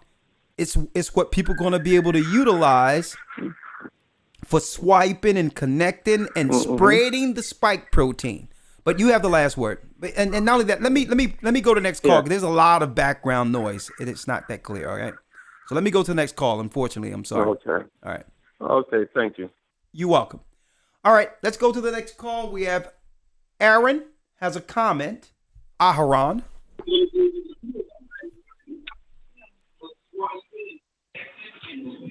Shalom, Elder. Hello. Hey, Shalom. Make sure I'm not playing in the background. Gotcha, sir. Yeah, I just had a quick comment. The Cassandra Jackson sister for the is it Supreme Court or position or whatever? Yeah, Ketanji Jackson, whatever her name anyway, is. Yeah. Okay, yeah. I saw a quick clip. I guess they were questioning her or whatever, and it had nothing to do with the topic at hand. But she said something about there's a African Hebrew Israelite restaurant that serves really great food and a great menu. And in my opinion, I just feel like that was code speaking. I don't know. Yeah. I just, that's just my comment. I don't know if you. I heard it, and it seems like it was out of nowhere. It wasn't even provoked in conversation. No one asked her a question about an Israelite, but all of a sudden, Israelite is in her mouth. And what brothers and sisters don't know, they're not saying it, but let me tell you, the whole political spectrum is focused on the rise of is focused on the fact that our people are realizing we're Israelites. Because it changes everything. It develops a code amongst us, a moral standard, so that we can understand the enemy that's within our communities. As an Israelite, you automatically look at the law and start to examine everything around you according to God's lens, which is through his word. So this is why this Ketanji woman who's married to this progressive, allegedly whoever this guy is dealing with, a lot of our sisters don't even know that this guy she's attached to, this white guy, okay, you can choose what you want. It's fine that he's white. That's her choice. It's her preference or whatever. But the whole deal is politically what he's attached to. It's dangerous. So she's not even in the wheelhouse or in the environment to invoke the word Israelite out of her mouth during a hearing. Why is she even saying an Israelite? When really they're trying to progress all of these liberal movements, which is evil, to try to undo what the Most High is instituting in the earth through his law, using Israelites. But I seen that, brother. I seen her say that. I'm like, that was weird. Why is she even saying anything about Israelites? And Elder, if you don't mind, if I could chime in. Yeah. Go ahead, Gaba. Yeah. When I heard that, right? Okay. This is the first time when I seen a hearing of somebody being approved for the Supreme Court that it seems like something is wrong with her. Like she's being coached, and it doesn't feel like she's actually. It means she's being like someone else is controlling her speech. Yes. For some odd reason. Yeah. She's not a real judge. She's an activist. Yeah. Yes. Yeah. Somebody's hand is definitely in her back. Right. Right. Yeah. And that I felt that. I felt that. And then when she said the whole Israelite thing, that even parked my interest. Like, okay, what's going on here? Yeah. Yeah, talking about she knows some real good vegans who are Israelites who have businesses. I'm like, what does that have to do with the price of tea in China? But all of these things are being wrote into transcripts. So now Israelites are in Supreme Court transcripts for what? So I don't know how far this is going to go, but I can see them putting a structure in place that would make it illegal for Israelites to quote the Bible if it offends others. And I believe that's something that's going to be pushed in law that she'll rubber stamp. That how can you teach the Bible when it offends, when it breaks the laws, the civil laws, and it actually does what? Hurt people. Your belief shouldn't hurt others based on their freedom to exercise a lawful, listen to me clearly, a lawful lifestyle. If it's legal, if it's legalized, it's now, Elder Gabar, elders, it's now protected by law. So you cannot read the scriptures that will hurt someone's feelings, right? And she'll rubber stamp that. But go on. And Elder, if you don't mind, just let me say one more thing. I'm sorry to come in, but no, go ahead. The crazy thing is this: if we in a situation that now we have a judge that's being controlled by some people outside of Amalek, the shadow people. Yeah, that means that America is about to be invaded by some shadow people. If she's, and it's a scary situation, and Gabar, this conversation is the only conversation that's talking about that. Gabar, the political coup has already taken place. When they did that smoke and mirrors with the election and all that other stuff, and when it was mail-in ballots and people didn't know who the president was for over a month, under the guise of the smoke screen of what was going on with the cold and there was a lot of dynamics. George Floyd, there was a lot of misdirection while they were putting something in place. This is one of those pieces. Yeah. What we're seeing now is that was the plan. What we're looking at now was the plan through the smoke and mirror, George Floyd, the code, all this, mail-in ballots, no one can go outside. All of that so that they can actually institute a political what? A political coup to put people in place for what we're seeing now. So I don't agree with the black faces they put in before. As a matter of fact, that's a Trojan horse. And also, Elder, but I also said that we men should complain about choosing a black woman. Let me explain. When remember the one of the judge that passed away, she was a liberal woman, and everybody was talking about who should replace her. Yeah. And the woman who replaced her was the Latina sister. Aaron, I'm gonna put you on hold, okay? But go on. The Latina sister. All the women demanded that role should be replaced by another woman. And nobody in politics, nobody in Hollywood pushed back against women. And it was replaced by a woman. Congratulations. But that role, that was the only black man in the Supreme Court. they should replace his role with another black man. In the same way, the women were demanding to replace that role with a woman. You know what? I can see what you're saying there, Elder Gabar. But let's do this. It should be a situation where when black women are appointed into certain positions or are being touted for certain positions, they should stand up and say, well, no, I respect you acknowledging us to be qualified for this position, but we need now to swing the pendulum another way so that we now can be represented by strong, traditional black men. They're out there. And I'm willing to relinquish this appointment so that now we can back the strength of our family to make us what we once were, God-fearing people with the men at the helm. That's what it should be. Because they're out there. And guess what? The women know they're out there.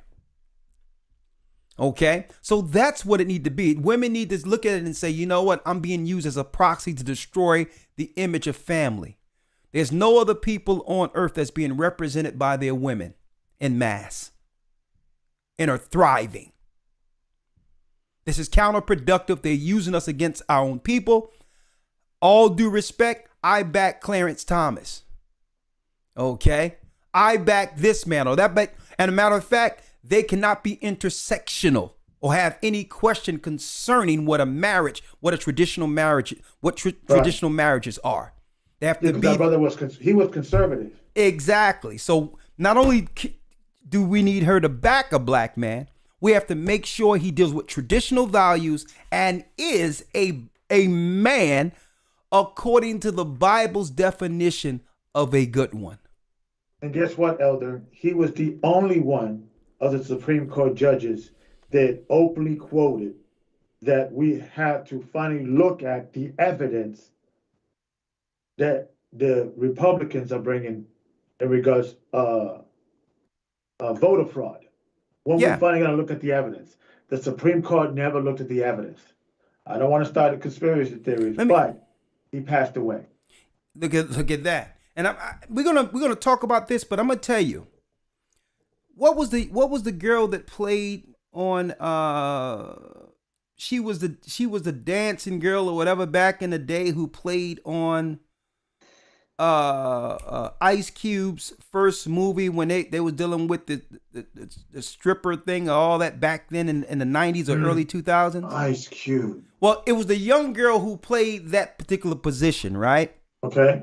Who was struggling and all that in Ice Cube's first movie. I don't know her name. Maybe Elder Lawya knows. I think I know something about. Yeah, I'm not sure if it was his first movie. I think his first movie was Boys in the Hood. I think you're talking about dancing. You probably talking about It was the Boys in the Hood. Talking about the Players Club. I'm talking about the Players Club. Well, yeah, where they had the comedians and all that in it. Lisa Ray. Right. Lisa Ray, that's her name. Lisa Ray. Now, one thing I liked about Lisa Ray for years is the fact that she always respected the fact that Ice Cube was in a position to give black women opportunity that Hollywood wouldn't. And it's one thing about that. When Ice Cube came with that scenario where he said he came with a black plan for America. And I seen Lisa Ray there, and I seen those other sisters saying, well, what about Biden? What about Biden? Oh, yeah, man. Remember when that happened? That was disgusting. Lisa Ray. When I seen that, matter of fact, we did a broadcast on it. I'm like, it's a shame. It's a shame that at when we're in position to make a political statement that would help all of us, they know that they can find women amongst us to undo any traction we have as black men. Only so that they can come behind a week later or a month later only to state, well, we must be in position because there's no black men who's really out there to lead. We had to step in a position because there's no black men who can do anything to lead. When every time we do it, we expect them to do what? to back us publicly. And I'm saying that to say, this is why I'm not going to celebrate when they got a Katanji for this or that, because it seems like they're using, and this is what they're going to try to do. They're going to make black women altogether a separate minority group from her man. It's like we're two separate races. Exactly. And it's happening right now. It's like they're going to start putting, okay, what are you? White, black man, black woman, exactly. Latino, Asian. It's like there's two different categories now. Yeah. It's like they made her a separate entity that can be used to filibuster or stop us from progressing. Yeah. Because it's certain political moments to know whether or not she's on our side. Yeah. I don't want you to march once we're dead like George Floyd. We need you to back us while we are alive to show that you're really behind us. You can use us as the only time you can back a black man is if he's a dead black man. So, yeah, and let me say listen, that could be a whole nother show, but this is what I'm saying. That's why I'm not backing that Katanji thing, because it's obvious she can't even define a woman, what a woman is. So she's going to be used as a liberal tool to destroy the image of who we are if she don't know who she is. Exactly. But I digress. Go ahead, Elder. Yeah, because it goes back to we got this negative stereotype of sisters, right? Yeah. And we're trying to change that image by bringing those sisters to Christ and brothers and everybody. And it's happening. It's happening, but the world, there's no cameras on it, but it's happening. Yeah, exactly. That problem is now, remember the categories of, are you white? Are you black man, black woman, Latino? Eventually, it's gonna be, are you white man? Are you white woman? Are you black man? Are you black woman? Are you Latino man? Are you Latino woman? Because they're gonna start separating the family of all races. So they want us against each other, man and woman. See, but that's why sisters have to understand that. Go ahead, but but by default, who wins? I'm gonna tell you who wins. The devil. Yeah, but guess what other group win?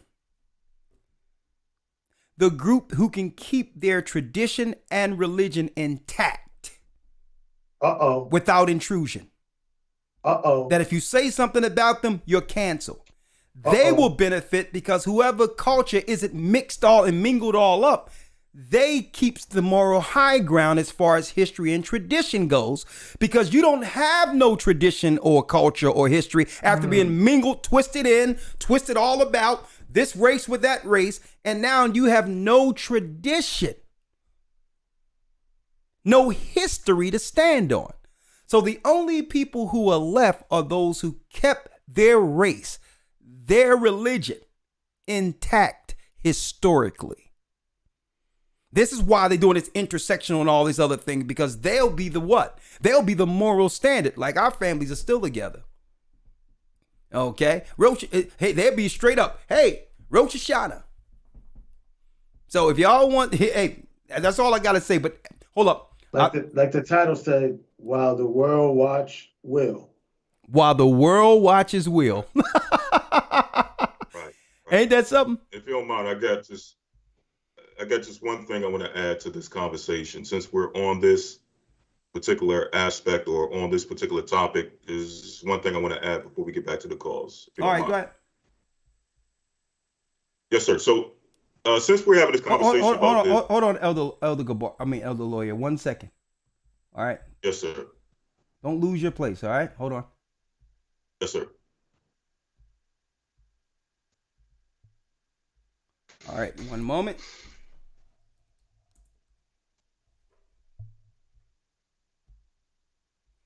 Because Gaja, when you come in, make sure your microphone is muted, because you'll come in subsequent to Elder. You can put your Put your video on, Gaja. But you can come on subsequent. There you go. I have you. All right.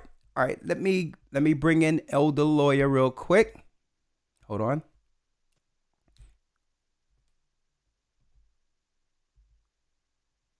There you go. All right, Elder Lawya. You're on. Yes, sir. So in having this conversation, dealing with the political football that's going on with the election of the sister they have up there, which one thing that we're mentioning in particular concerning her is where does she stand politically as pertains to we spoke about the pedophilia thing and those who dealt with pedophilia getting light charges and things of that nature under her watch. And one thing I want to say, I want to tie this into the question that Elder Gabar asked earlier concerning Will Smith and where does he go from here? Okay. How does he change this around? And I know people are probably wondering, how are we tying the two together? Or how am I tying the two together? Well, the thing is this. Mankind has a bad habit of trying to question the word of God and what the Most High established. And primarily, when it comes to what the Most High established as far as family structure. We see the rise of this support of making pedophilia normal. We see the redefining of family roles, the redefining of gender roles, young men being raised up to believe that it's okay if they identify as young girls thinking it's okay that if they can be raised up to believe that it's okay to identify as young boys. We're seeing all of these elements that are rising up and becoming popular, which is reshifting and questioning the foundation of what God established concerning family. Male and female created he them. If a man is to leave his father and mother and unite with his wife, they two shall come together and become one flesh. That is what God established. That is the simplicity of the scriptures when it comes to family. So this is how we tie this in with Will Smith and the question Elder Gabar asked earlier, which I think is a very good question. Where should he go from here? I think what he needs to do, first and foremost, is he needs to reevaluate whatever the arrangement he has with his family and with his marriage. And primarily this thing he deals, or the thing that we've heard throughout the years, I'm pretty sure many of you have heard it out there. I'm pretty sure the elders, you all have heard this thing where him and his wife have an open marriage, where there's an agreement. She can go outside of the marriage and deal with whoever she wants to deal with. He can go outside the marriage and deal with whoever he wants to deal with. And it's this whole redefining of marriage and what family is and what husband and wife is, that if you don't know by now, if you haven't learned from looking at the example of his family and how they've turned out through their process of trying to redefine marriage, if you don't learn from this, that does not work, you're in for a rude awakening, because it's going to go from one slippery slope to the next. We're seeing the slippery slope as we speak, right before our eyes developing. So to answer that question, he needs to first and foremost reevaluate the arrangement he has with his marriage and his family, and just break everything down and just go back to the traditional, regular, what God established, male and female created he them, go back to the regular gender roles with his children, and just start from there. What God established concerning family. Because if any family is an example of what not to do, it's his family.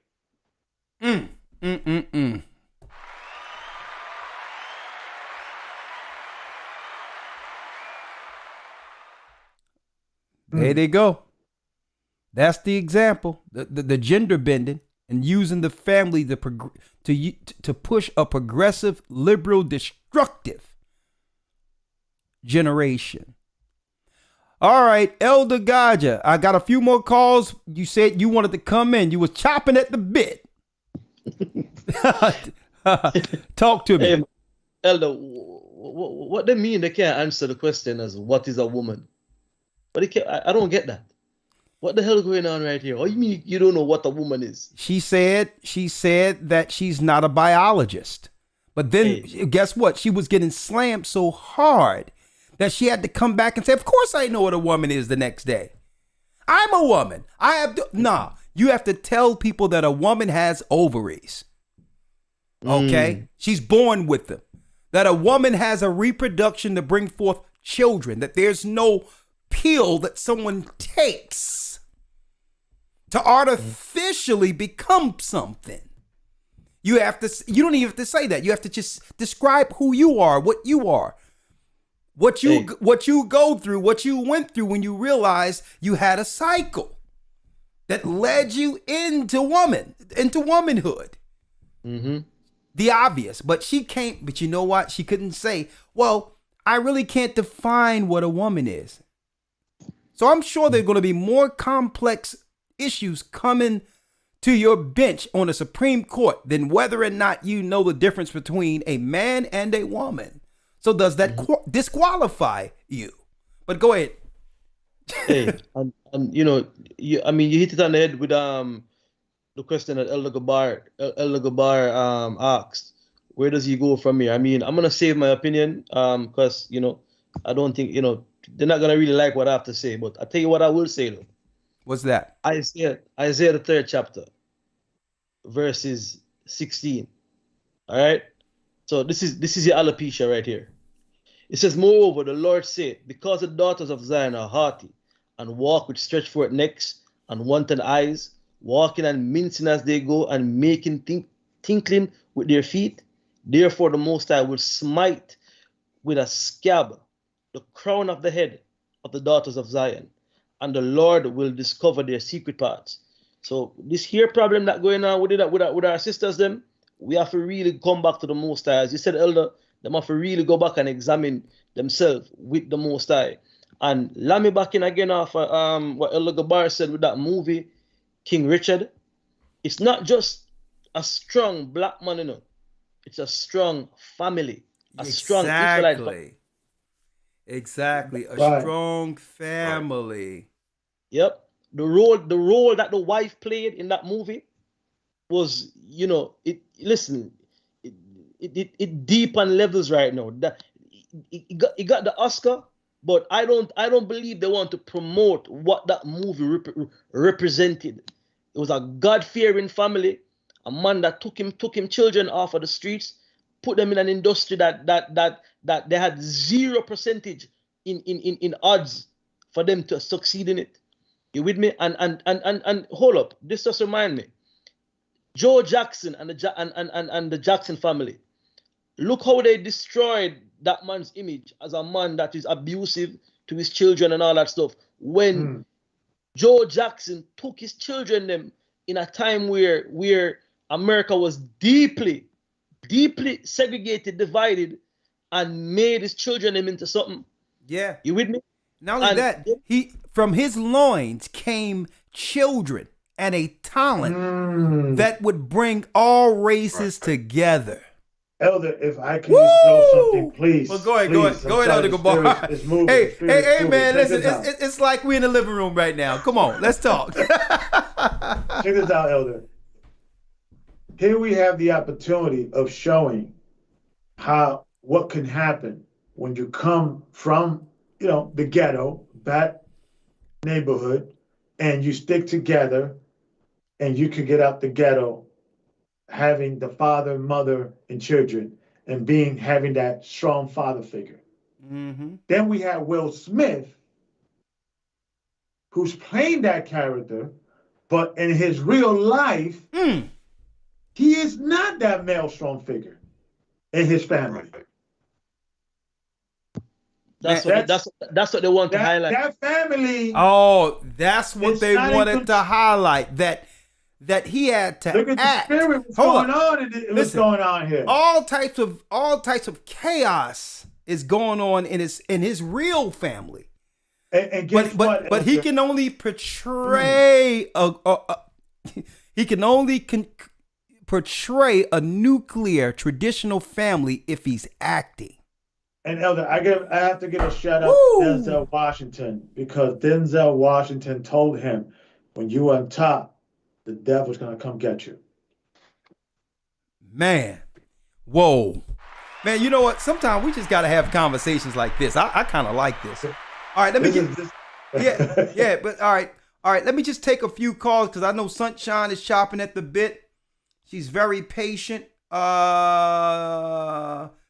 have Charles 407. Shalom. Shalom. You're live. You see what's going on while the world is watching Will.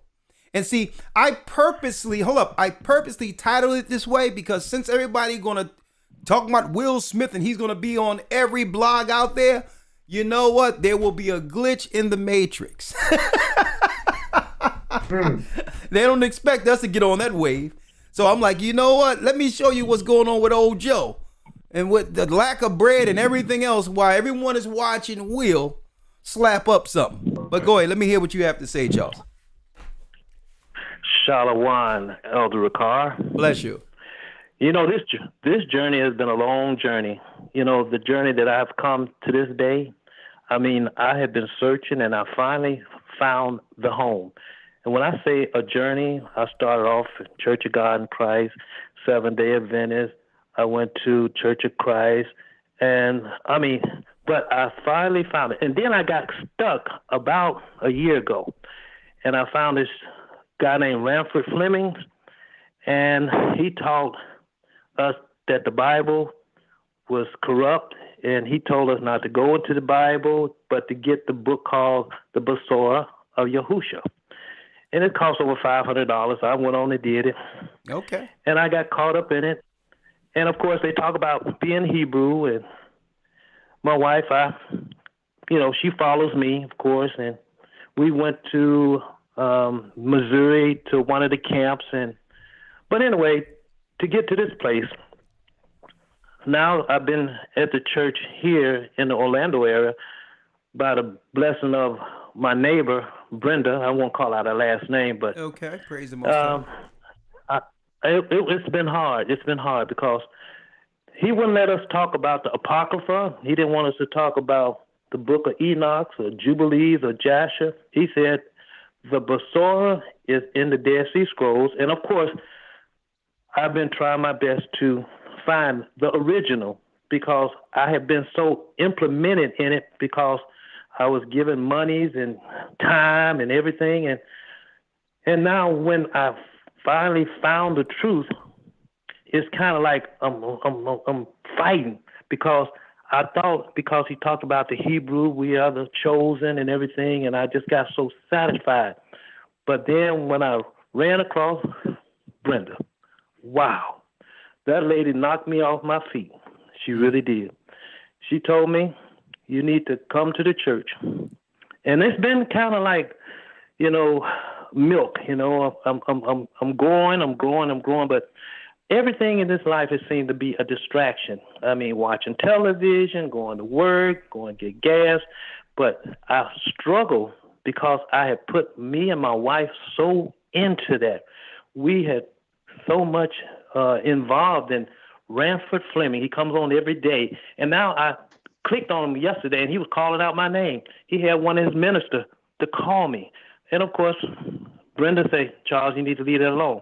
And I'm struggling with it because he was actually saying, you need to know that they tampered with the Bible. And he said in the Dead Sea Scrolls, in fact, they gave me scriptures. And the scriptures said that it's in the Bible that Isaiah 61:1, it says the Besorah. Also in Mark 16 and 15, it's the Besorah. So anyway, hold up. New book. Hold up. Just relax. Okay. Relax for a second. And I'm going to let you have it out. Okay. Because first and foremost, this guy is studying high witchcraft as well as cult psychology. Because number one, common sense will tell me that you can't go into my book and use scriptures in my book to discredit my book. That's backwards in of itself. Mm-hmm. so that's all I knew with the Bible. I'm saying, but brother, it's like this. he go into the Bible to say it was tampered with, and expect you to believe his breakdown or understanding of that precept to discredit the book. So he's not credible. He don't. He's not even. Let me tell you, he's not even this in the spirit to understand the Dead Sea Scrolls. Okay. So number one, your wife is telling you what's right. Because right now it has nothing to do with believing the Bible. It has everything to do with the stronghold, the psychological stronghold he has on you. Yes. So the whole deal is, you're right. Listen, you don't got to answer this guy calls. If he call you, you can just let him know. Listen, brother. Listen, bless you. Shalom. Do not call me. Don't talk to me. Don't mention my name. Find Christ. Right. So all about all about claiming that you have been emotionally and invested in knowing it was the truth and all these things. Listen, the Bible tell you that there's no union with light and there's no union darkness has with light. Right. So what happens if you decide to be baptized, walk away, join the church, and learn again? What do you lose by what we're doing? Exactly. So you lose nothing at all, right? Right. So listen, all you got to do is listen. I'm not asking you to do a Will Smith, okay? Let me make it clear. Hold up. Since he's up on here today, let me make it clear that I'm not stating that you should actually, right, do a Will Smith. But one thing you can say as a man when he went back to his seat was he told what's his name? Chris Tucker? Oh, Chris, what's his name? Denzel? No. Whoever the guy he slapped, whatever this guy. Oh, Chris Rock. Chris Rock. Yeah. Anyway. Yeah. Anyway, he went back to his seat and told him, Chris Rock, keep my wife's name out your, I can't say the word, mouth. So at the end of the day, you just tell this brother respectfully in the spirit of Christ, considering thyself lest thou also be tempted. Just let him know just to keep your name out of his mouth. That guess what? Okay. Listen, the Most High led you there, and he led you all through your life through different ideologies, and you finally settled on the truth. And you know what? You don't have to convince him you're on the right path. Okay, you don't owe him that. Christ is the porter of the door. Christ is the path. So you don't have to convince him in some debate whether or not you're on the right path. Okay. Well, me and my wife joined the academy, so we've got that started. All right. So. All right. And we joined the church. We've been to church 3 times, and we're gonna continue. And good. I guess the best thing to do is just continue and learn and get the food and put it in me. So that's what we're gonna do. Well, you have I really appreciate you because. Well, brother, you have to gird up your loins. Gird up your loins. Study the word, and for the first time, build a foundation in Christ according to the word. Because one thing about building that foundation, man can't deceive you. And what you don't want is to go be tossed to and fro, and then you're taking your wife through all these emotional changes, saying this is the truth, that's the truth, that's the truth. So what she's going to begin to realize, she's going to say, well, hold up. The bottom line is, to show she love you, she's willing to go through these ups and downs with you. But all in all, you have to strengthen yourself in the word as a man of the Almighty so that she's following you, not following you, following everyone else. Right. Well, she was a 7-day Adventist, so, and she actually, that's where I went to, and that was the last place until we went to the Hebrew Ranford Fleming, and that's where we've been for the last, How long? That's over. Over. How long have you been under Fleming? Well, I listened to him for years, but we finally started giving thousands of dollars to him in the last year. And that's why he called. That's why he called out your name. That's why he called out your name. But listen. But I'm saying, how long? How long? I would say follow him. Well, say a good year. But I've been listening to him for years, but I wasn't paying too much attention to him. Yeah. But I said, he said some good stuff about shalom. No, he didn't say shalom. He said shalom and some of the other words. And when I heard Brenda say shalom, I said, wait a minute, what is that? Because it was new, because I was listening to shalom and hallelujah and yah. That's where I was. Tell Fleming shalom and I'll see you on the other side, brother. Peace. I'm being baptized. I'm going to follow the righteous path according to what was established under the disciples. If you're going to try to convince me that the Bible isn't the true book of God, you are of the devil. Period. Yeah, that's what my neighbor told me. There he is. Okay, thank you so much. There you go. Lawya. Welcome to the family. Welcome to the family. All right. Shalom. All right. Last call. Sunshine. I'm going to bring in Sunshine. Hold up. 667 and then Sunshine.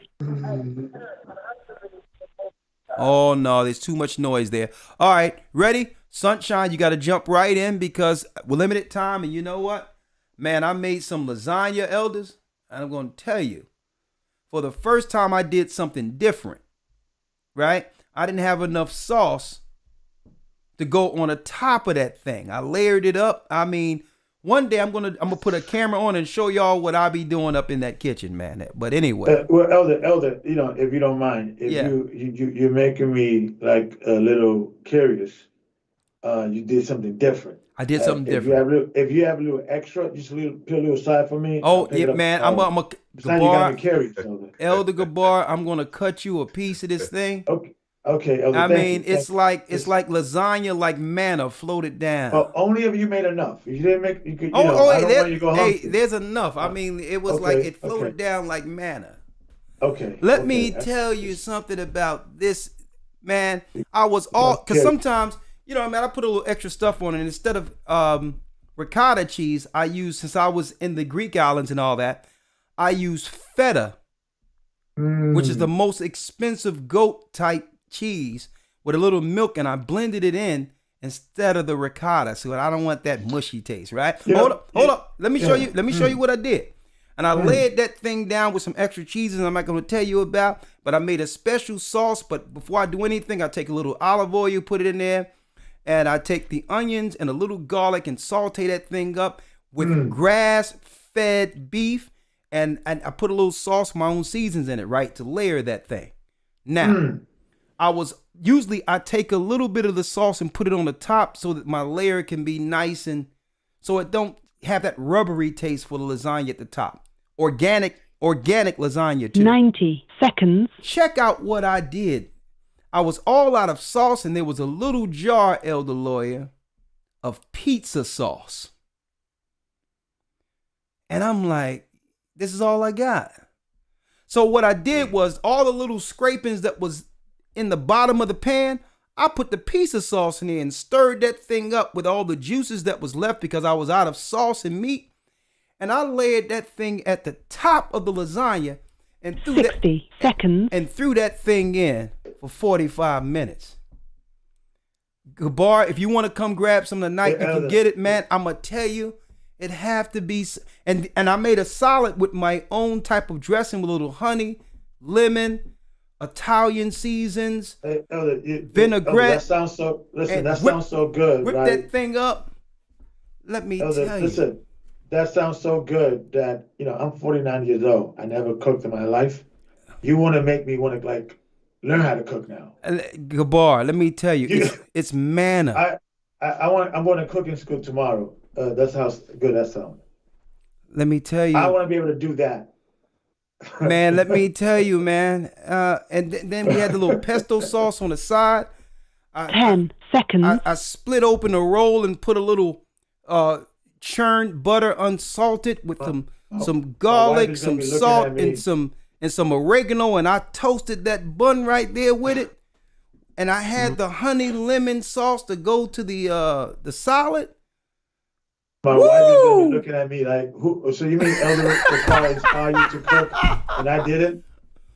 Man, I'm ready. Man, listen, it's on. As soon as this thing is over, I'm gonna let Sunshine do her thing, and then I'm going back for seconds. Let me tell you something. Lord have mercy. All right, Sunshine, shoot.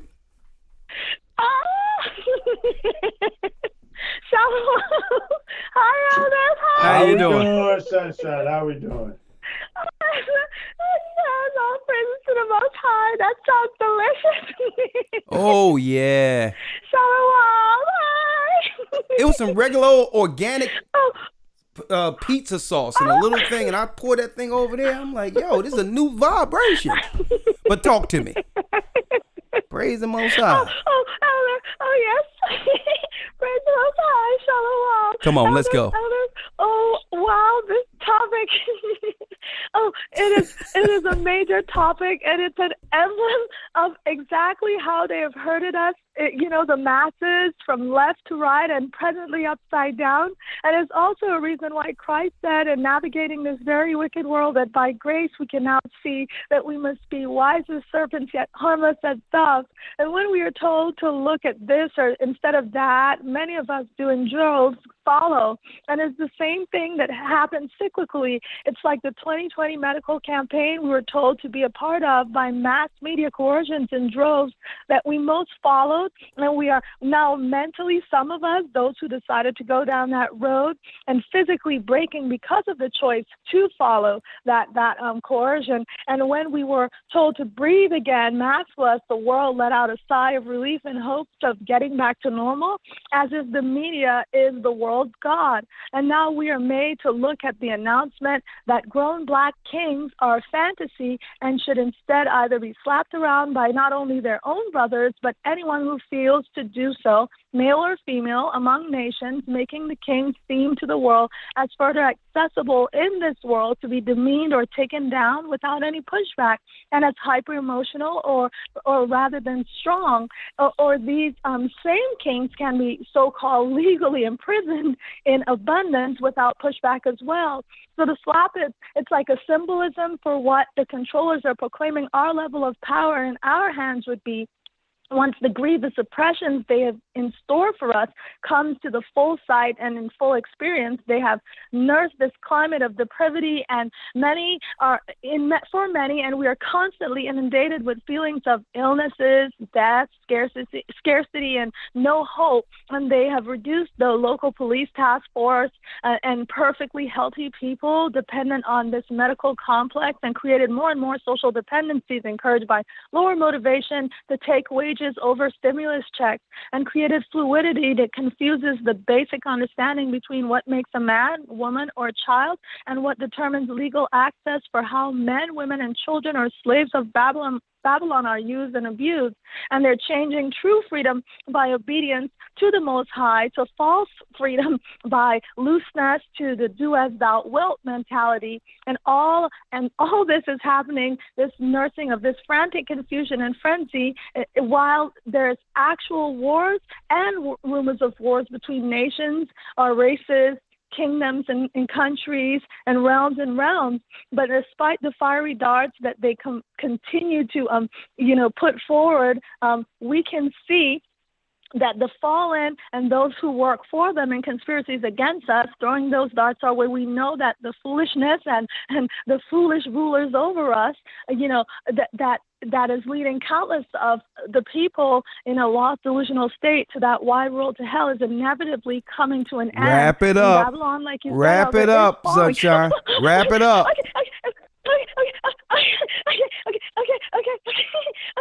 And the entire world and the ability to hide themselves, that's fallen apart at the seams. So with every attack that they savagely put towards us and against us, to include all the wicked attacks from inside out of our communities in that liberalism and feminism and calling good evil and evil good, all of that is just not going to go against the elect men of Israel, who are stubborn against the wickedness, and they're stubborn for the truth and upholding it and not going towards that sunken world of the dead, burying the dead. So no matter what they do, Babylon and all that follow are going to fall and fall hard. And so Kwam Yasharallah, praise the Most High. Kwam Yasharallah. Well, praise the Most High. Kwam That's all I Yasharallah. wanted to say, Elder. Hey, I'm glad. Kwam Yasharallah. There she is. There she is. Hey. Praise the Most High. Hey, let me tell you, you did a great job. I know you wrote all that down, but I was about 2 minutes away from, I was about to do the Showtime with the Apollo. Sandman was coming through. So I'm glad you was able to wrap it up. Y'all heard the music. All right, bless you. Oh, thanks again. Oh yeah, you about to hear some. Hey, I was about to bring the old Showtime Apollo thing happening. But anyway, elders, what a great broadcast. I kind of like this type of setup where we can have like living room type talk. You understand, and so that brothers and sisters can just hear how we can just conversate, just to reason one amongst another, and to bring some type of levity and understanding from different perspectives. But what a great broadcast tonight, elders. I'd like to thank you all for carving out your night to participate. It was nice bringing forth the truth. And you know what? It was kind of fun tonight, right? Yeah, well, let's do it again next week. Oh yeah. It's a Zoom party. Oh yeah. Thank you for using Blog Talk Radio. Oh yeah. This was Goodbye. nice. I like the setup, how it looks, and the different perspectives, and bringing the scriptures, but still, you understand, bringing the scriptures, but still being able to deal on a layman's level when it comes to current events, what's going on in the world. And I think that's one thing about the Most High bless us with this church, where we're not just boxed into one demographic when it comes to just teaching the word, that we can discuss on things on with everyday topics, to actually do what? Bring people right back around to the knowledge and understanding and the obedience of Christ. Right? With that, I'm going to say shalom. Bless you, elders. You have a great night. You know what I'm about to do with that lasagna? May the Most High be with you all. I'm going to call you later, elders. Don't worry about it. The great as usual. Elder Rawchaa, I'll give you a call after the show, okay? Hey, you heard him, Gaja? Yes, sir, I did. All right. Stay. Hey, Elder, Go ahead, talk to me. Come on. I'm listening. Check that video I sent you. Don't Okay, text it to me. You text it to me? Yeah. It's on the Skype. All right. Oh, you know what? I'm gonna whip up that lasagna and have a nice laugh. I can imagine. All right. With that, I'm gonna say, may the Most High be with you. Stay prayed up. We will soon see Zion. Bless you. Watch out.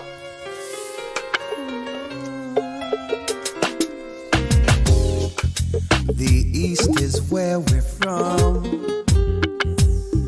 The 12 tribes of Israel. Brothers and sisters, keep in mind the Most High is calling back Israel. Y'all stay prayed up. Sin not. That's right. We will soon see Israel.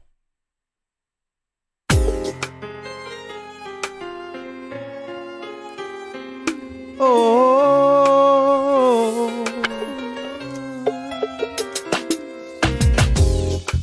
the East is where we're from.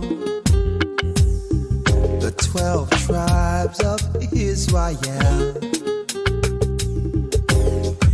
In 721 BC, the Assyrian king, he took us down, we fell.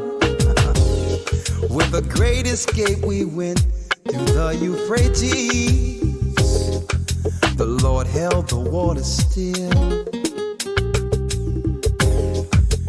To a land where no mankind dwelt, we went. The 12 tribes of Israel. That's who we be. Manasseh, the Cubans, Ephraim from Puerto Rico, and Valley from the Isles of Hawaii. the Lord is calling back Israel. Zebulon from Panama, Gad, the North American Indians, Simeon, the Dominicans. Our highest gathering Israel. The Arabs and Africans told us at gunpoint. Together our wives and children then sold us. In the belly of these great ships we traveled in fear. By the rivers of Babylon we found our brothers here. A high gatherer Asher in Colombia, Reuben from Australia, Issachar, the Mexicans. Our highest gathering Israel. Judah, the Negroes, Benjamin, the West Indians, Levi, the Haitians. Our highest gathering Israel.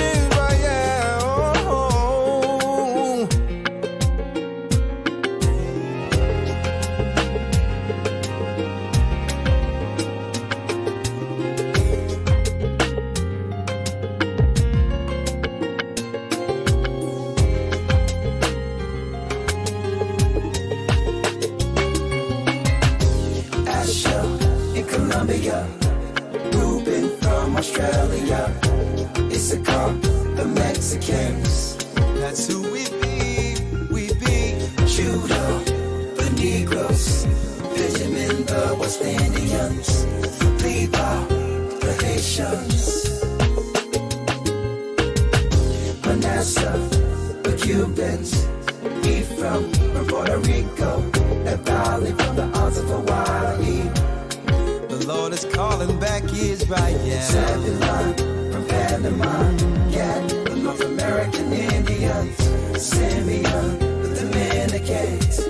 Our highest gathering Israel.